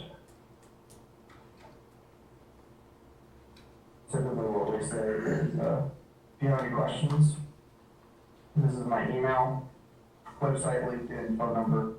We spend a significant amount of time replying to people. We love questions, especially when it comes to startups. We have a lot of startups, and I've been a startup myself. Thank you.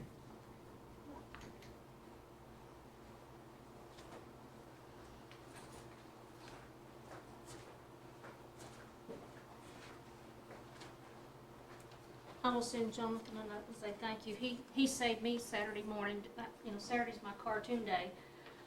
And I was having some issues. I had to replace my modem, and I had a lot of port forwarding to do with my router, and I couldn't figure out the new modem, and he helped me out. In 5 minutes, he had me going, so showed me how to do it. He's a good guy. I want to talk a little bit about resources. You've learned a lot about how do you go about starting your business, how do you market it, how do you finance it. But you're probably, in my opinion, located in one of the best states in the nation for resources to help businesses get started. I better tell you a little bit about my employer that allows me to do something that I love, is helping businesses. If you're not familiar with Virginia Community Capital, you remember Governor Mark Warner? He was instrumental in starting Virginia Community Capital. He saw a need for financing for communities and small businesses, and helped put together our first $15 million to start Virginia Community Capital. And since then, we've been able to invest that money and do over $1.86 billion in community impact financing over the last 15 years. And we really focus on 3 main areas. That is lending, of course. We don't do startup financing. We send folks to Shane's Way, but we do small business, real estate lending. We also do municipality lending and those kind of things. We also do investing. There's foundations or there's people that want to invest into a bank, which they're going to be paid interest, but that money is being used out into communities to make impacts. And then we also do community innovation services, which is what I do, is going out into helping folks like yourself get started to expand, helping communities to grow, and to hopefully make a difference in communities that we serve, and we are throughout the Commonwealth of Virginia that we serve. Some of our lending programs, as I mentioned, small business lending, we can do some debt refinancing. We do working capital, equipment financing, a number of things in that regard that you might have an interest. We are also an SBA lender as well, and so there's some additional programs that we can access. As I said, we don't do startups. Unfortunately, we need a track record, and we need to see how you have managed that business over a couple of years. But we also, when we're looking at making those approvals, we want to see what's the impact into that community. Yes, you're going to be putting, let's say, a restaurant, but is there something that your restaurant can do? Is it going to help in a downtown revitalization project? It will. Yes.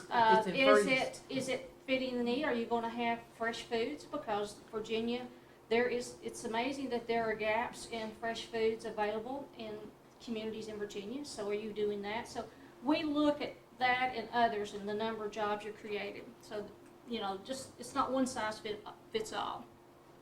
I mentioned quickly the grocery food access.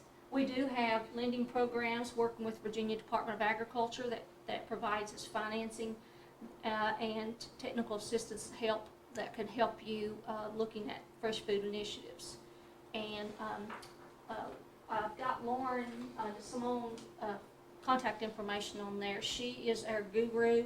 she's been doing this, and I can just start asking the question, and she starts answering it because she's been around long enough to know that. But that's something that you can look at if you're even, it could be a convenience store that's in a rural area that they want to start at providing fresh foods. You know, maybe have fresh eggs, fruits, vegetables, that type of thing. And they may need to have a new cooler or something like that. We can provide some financing. Yes, ma'am. Very quickly, I just can't remember that particular program. Is there consideration for a startup or somebody that's less than 2 years, or are you unsure? That's a Lauren question. Lauren I want to say this one is not so much focused on just existing businesses, but I don't want to be the last word on that. Sure, we can find that out. And we also do solar energy financing too for businesses. And we have a new program called Economic Equity. We have financing at low cost for for women and or minority-owned businesses that can qualify for this. And we actually have a gentleman located in our Christiansburg office. Coleman takes care of that, and if anyone has any interest in learning more about the Economic Equity Fund, please reach out to me, and I will be happy to put you in contact with Coleman to go over those details. And as I say, we do real estate lending, everything from multi-tenant facilities. Maybe you're going to buy a building, you want to rent out the bottom floor for business and have apartments in the next floor or two. We can do financing in that regard. We can do both building rehabilitation, and we also do some historical tax credits and get financing in that. One of the things that I do, and this is a busy slide, that's because I'm doing a whole lot, we believe in helping our businesses and our communities, and it's not by phone, it is getting out and just like today, is helping, and we do a lot of training, not only just me, but I have folks in Richmond and in Eastern Virginia that do training. And one thing I have been doing, and it's hard to believe, yesterday was the start of our 9th season of the New Knowledge program, which we started as a support of a business challenge in Washington County that we just finished our 9th year, getting ready to start planning our 10th year. And it's a professional development program that we do every other Wednesday at noon, New Knowledge. And it's basically to help small businesses receive training at no cost. It's all free. We find presenters that offer their services for free. Yesterday was on Facebook advertising. The next one coming up is on cybersecurity risk and IT.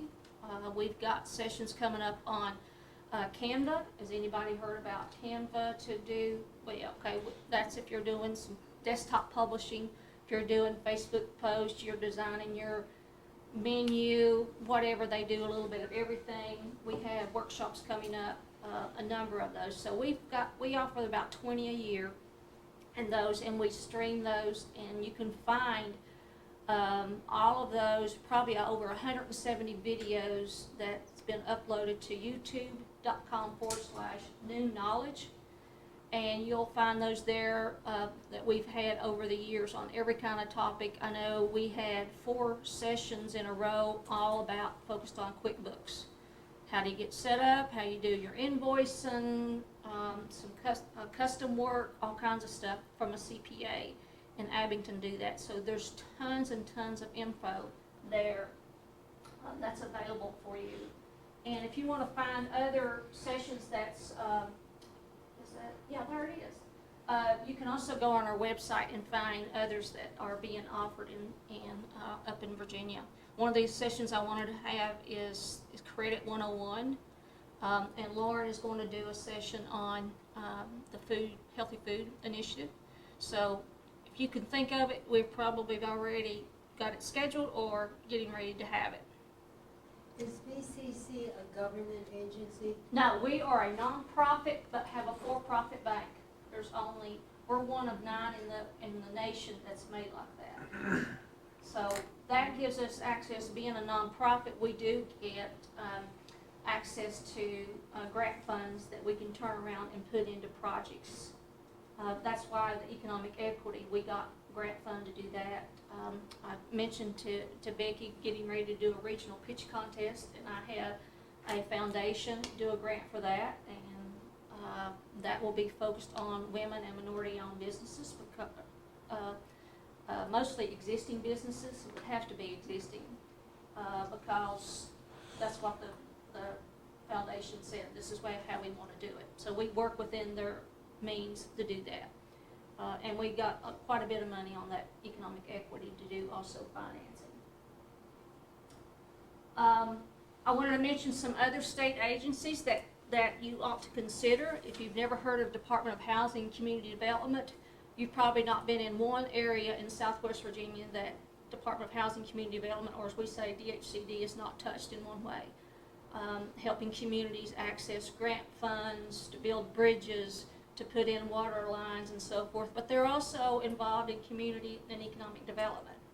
And they have several funds that you might want to look at. Even the Virginia Main Street, if you have a Main Street location, they have resources and funding to do that. I know that Mandy and them's gotten community business development, community business launch funds before that they did. I guess that's been about 3 years ago, that you did a business challenge in the area, and they helped them finance that. So I wanted to bring that to your attention.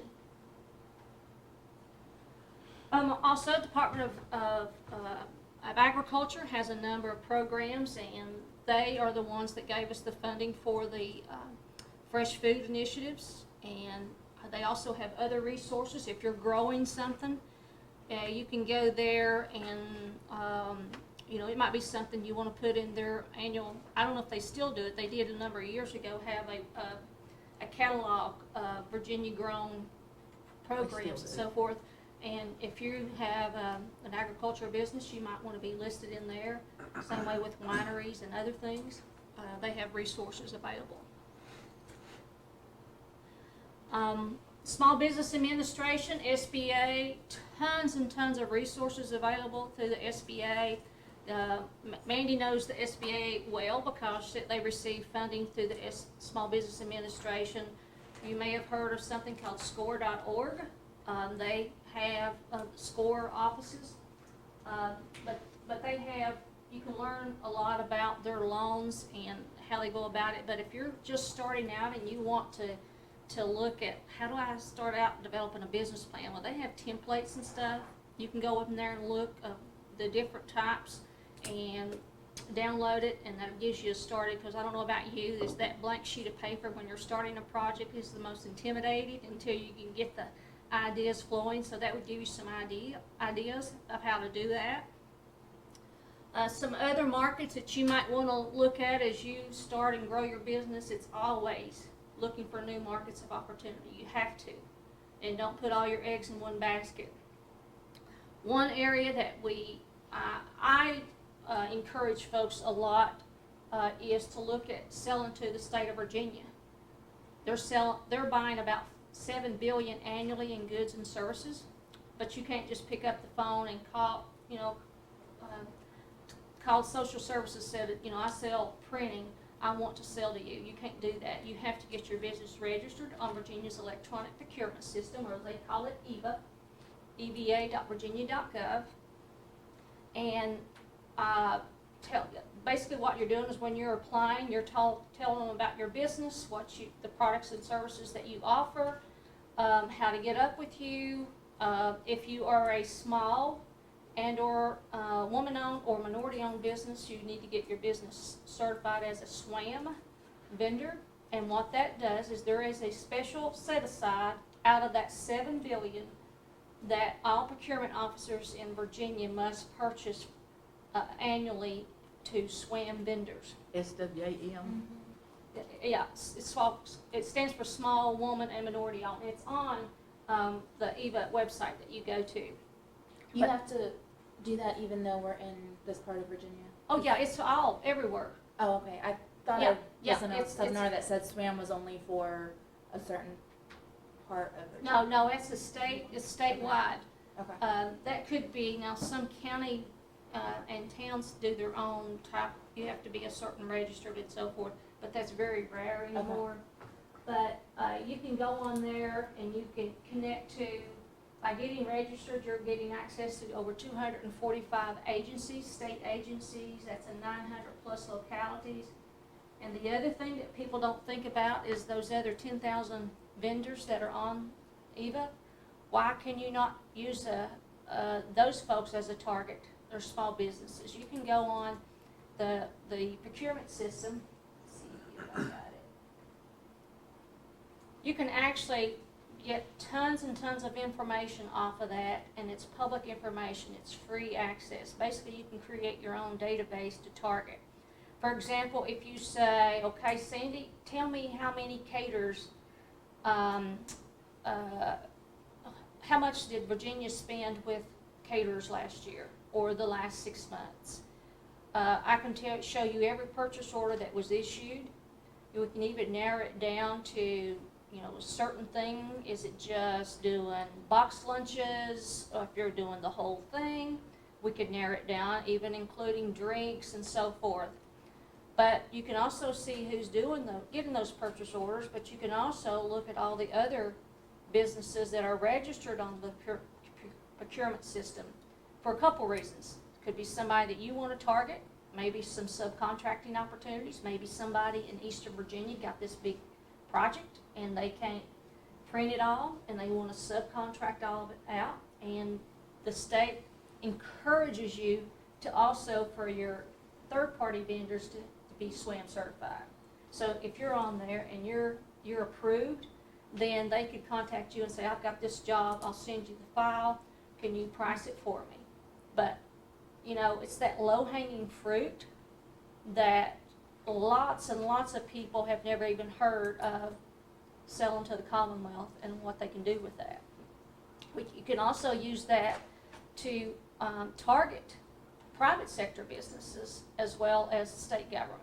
You can see who the procurement officer is at that agency, their email, I think it still has their email, and how to contact them. Or sometimes for Chamber of Commerce, for example, I can do a vendor spend report and just put in, Withville and the areas that you serve, or do it by zip codes, and I can run a report and tell you every business within those zip codes that sold something to the Commonwealth, how much Virginia spent with them during that time frame. Could be a year. It'll give you the name of the company, the contact, email address, phone number, and how much they've been selling. It'll even tell you if they're SWAM certified. That, to me, there's your marketing database. And what did it cost you? Zilcho, other than just going to the procurement system and running those spend reports. So that's very helpful to look at. Is there a way to search for instance, I'm looking for ozone therapy providers. So that's a healthcare area. So if I want to do a search through any You of would probably your databases, which database would be You'd probably first you would have to go on the system and find the NIGP code that you did. Yeah, that references the industry sector, the type of business that you're looking at. And you can go on the EVA website and look at the commodity code summary, or who's buying what I sell, or a vendor search by the NIGP code. Will that include medical? If it's got an NIGP code with it, yes. Yeah, I don't know, but when you're thinking about selling to the state, you're talking about colleges and universities and prisons and so forth. Those are mini cities right there. I would think that, for example, if you're talking about the prison, they probably have health care on site, so they may be looking for that kind of service. I have no idea. But it's not costing anything but a few minutes to go on there and look.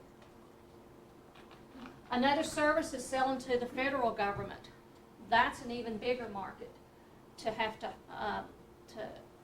access. And the Procurement Technical Assistance Center that's located in the Southwest Virginia Community College serves all of Southwest Virginia. And they can help you get connected to federal markets. Again, anything, you can't just pick up the phone and say, Mr. Federal Agency, I want to sell to you. You have to be on the system and learn. I don't know, I don't work with that a whole lot, so I don't know if it's as robust as the state, but their contact information is there. Remember, you can get all these slides by just scanning the QR code there, and you can have access to that information, or any of us can help you. And I understand from Carl Noblick, they're not able to do much to help a whole lot anymore with state, but there's help out there to help you. I wanted to bring up another opportunity, and Becky can chime in at any time. I don't know if you all have heard, but Bristol just got a new casino. Friday. Yes. Well, that casino's needing vendors. That means people to sell to them. You name it, they got. Well, here's a list of the different stuff that they had on their website about a month ago that I pulled this from. So you look at all these opportunities. A couple of my friends have become vendors for the Hard Rock. One's selling fudge, the other one's selling specialty advertising. Like she can do shirts that'll have Hard Rock on it. Could be lanterns that they use there that you put your card in. I haven't been there, so I don't know all this, but that's an opportunity for them. It's not probably going to be their only account, but it would be nice to get a request for proposal and you were able to respond and they say, okay, you got it. And I need 100,000, $1 million of this. Because once you get with the casino, with the Hard Rock, you also can sell to the other Hard Rocks casinos all around the country and international. Now, again, just like state and federal, it's not that you just pick up the phone and say, I want to do this. You've got to get registered. You also, because that is a casino, the Virginia Lottery oversees that. You also have to be a confirmed vendor for the Virginia Lottery. And it helps if you have your SWAM certification, because that money all goes through there. But I just wanted to bring up another opportunity. Again, when that gets all full and you've got the hotel all loaded up with people, you have all of the 6 or 7 restaurants, 2 gift shops, and of course you've got that you will be able to go and see shows. I wonder if there's a 28,000 seat amphitheater outside, and then a 3,200 seat one inside. In Bristol? Yeah, it's in the old Bristol Mall. Yeah. Where are you paying? Well, no, I didn't know they were having, okay, the casino, yes, music, no, I didn't realize. Oh, it's a full thing. The casino's only like 12% of this whole big project that we have. Yeah, it's really huge. So, why we're bringing this up is this is an opportunity for small businesses. This is not just a Bristol project. This is a Southwest Virginia project. And they're going to be buying things. I would much rather see them buy things from Virginia businesses than North Carolina, East Tennessee, Eastern Kentucky, Timbuktu, wherever, in what country, what city. This is our opportunity. I feel like this project, and not everybody agrees, but it's here, and we have an incredible opportunity in Southwest Virginia to take advantage of it. For example, if you've got a tourism business, why not put tour packages together that people might want to go in the morning, and raft the Clinch River for the morning, and then get back and they can go see a show, play the tables and so forth. So this is our opportunity. I'm just curious, have any of you all been there yet? Lost my first $100 Saturday. Excellent. Another one? How many? I'm just curious. Yes. I did. Okay. I was there yesterday, and because of the Bristol Motor Speedway, you know, they're trying to connect too. Right. And I've worked with the Bristol Motor Speedway because they have a tendency to reach out to the Tennesseans because they're doing like you're doing. They're wanting the Tennessee people to promote for the Bristol Motor Speedway, but then now that we're neighbors, they're wanting to try to focus on that too, where you all need to fight for it. You know, Well, now hey, that I'm back in Virginia again, Hey, I'm not that's why I'm promoting fixing to Tennessee. slide and I'm trying Yeah, to I'm get not people to. promoting Tennessee anymore. I told them, I said, I'm a Virginian now, I'm no longer Tennessean. You know, we want the Virginia people to start doing it because that was one reason why they came there. That's one reason why they voted on it. They need that revenue in Virginia. And it's not just going to Bristol No, communities. no, it's spreading out all over VDOT. Virginia. Because even the police officers and the fire departments and all them are saying, you know, we're gonna get funding from all this. I mean, Yeah. even as far up here. You know. Yes. Yeah. It's the 12 localities within the VDOT district, Bristol Right. district. So there's quite a few that's gonna get, and it's going to be equally distributed between all of them. Yeah. So. Because it all started with the schools, you know, they built a lot of new schools in Bristol and they couldn't afford it and they didn't have the money and it kind of started from there. Well, it started from two very Yeah.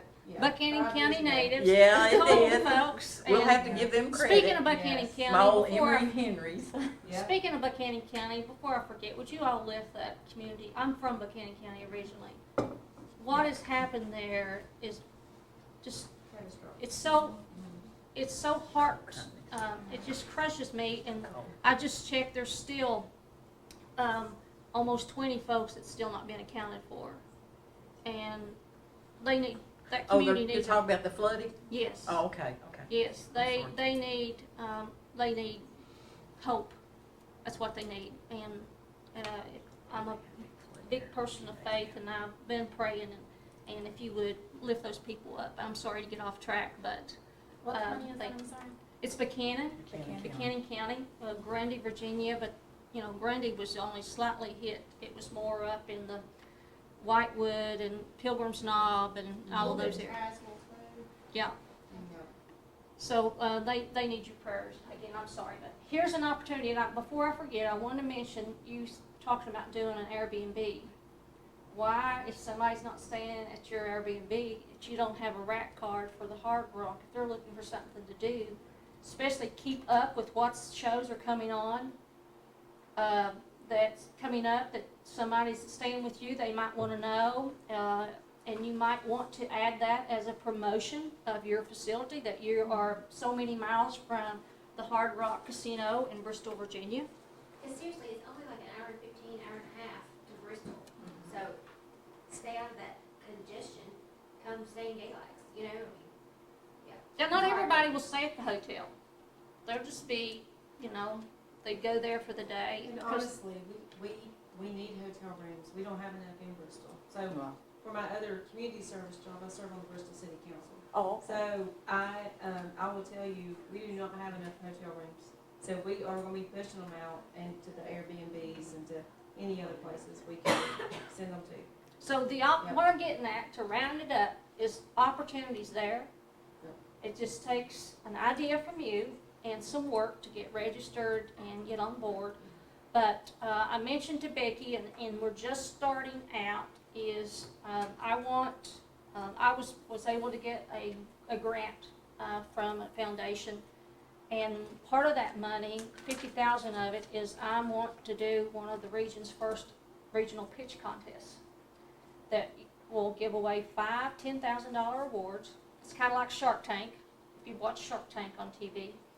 The twist on this would be to support the Hard Rock. So if you provide any services, products, and so forth for that, now, this would have to be existing businesses. It couldn't be for startup. But if you're a woman and or a minority-owned business, this would be the target with that $50,000. And again, we're just starting to lay out the rules, but basically what you do is submit an application, and you would do your 3-minute pitch, record it, and send it up. And those pitches will be reviewed, and they'll be narrowed down to 10. The 10 will be in the finalists, and then they will be judged. We will also have a component, because I feel like the citizens of the area should have a part of the voting. So we'll have a certain window of opportunity that citizens can vote on which pitch did you like the best. Because keep in mind, these folks, if they're expanding, they can also serve you and help. And then what we'll do is, my hope is in the first part of December is announce the winner. And hopefully, maybe we can even do it at the Hard Rock, at the new casino. But that's our plans. If something happens and if we don't do it just for the Hard Rock, it'll be available for any kind of product or service. But I encourage anybody thinking about it. And I'll be sure once we move forward, Mandy will know all about it. But as I say, we're in draft mode right now, but I want to share that. Again, it's our way to support the Hard Rock. Some other state resources, if you, and Mandy will tell you, you've got to get your business registered and get your tax ID number through the Virginia Department of Taxation. We want a little piece of the pie of what you're doing. Also, when you have 3 or more employees, you need to get registered with the Virginia Employment Commission. And also, it's where you need to register to pay your unemployment insurance tax. Another resource that's not for everybody, but if you're in farming, that man left. But there's Department of Agriculture that has a number of, Virginia Extension Service, but they're agriculture related. But they have a lot of resources, even down to canning foods, to helping you if you've got this great product. Like there's a gentleman in Big Stone Gap that does salad dressing. They can help with your label and your dietary needs that you have to put on there. So again, that's another resource that's available that you probably didn't know about. Well, the extension agent is inside the Gate Center in Independence. Great. That's Mr. Sperlin. He's the senior extension agent there, and he does have all those resources. Good. And they do other stuff too, but that's primarily what they're known for, not just testing the soil in your yard, how good it's doing. And I want to mention the Department of Professional Occupational Licenses. Depending on what you're doing, you do have to have a license, a DPOR license. Mostly if you are providing a service like insurance, contractors, a salon, a variety of things, electricians and so forth.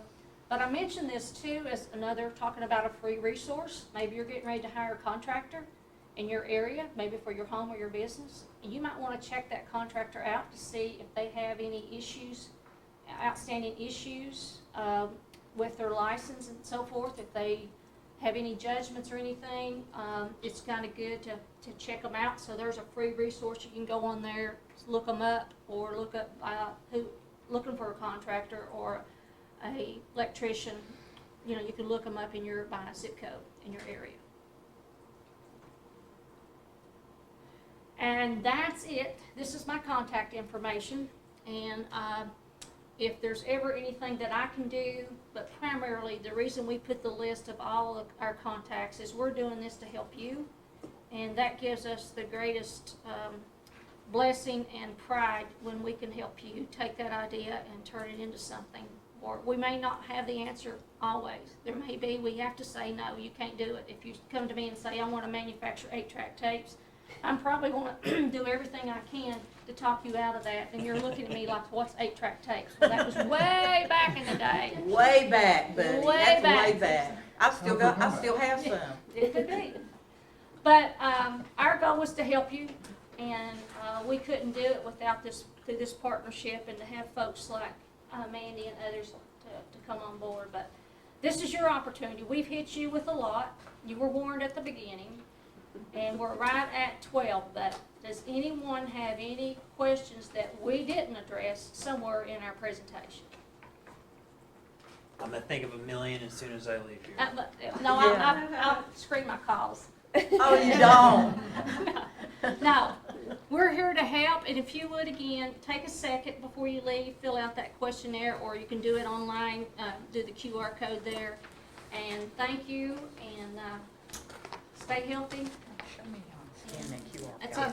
it. Yeah, so just to, like, Show us how to scan this QR code. Okay, we can show you how to scan a QR code before you leave. Really quickly, as a last comment, thank you for coming out today. Making sure that you know, obviously there are lots of local resources as well, and you just don't know until you ask the question. So, for instance, like if you're in the city of Galax, they have an incentive guide. I think Withful, through their IDA, has, you know, what they may offer businesses and some different programs.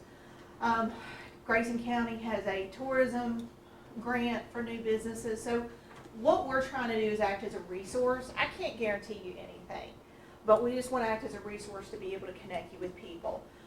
One last thing too is we have Nicole Hare has stepped in.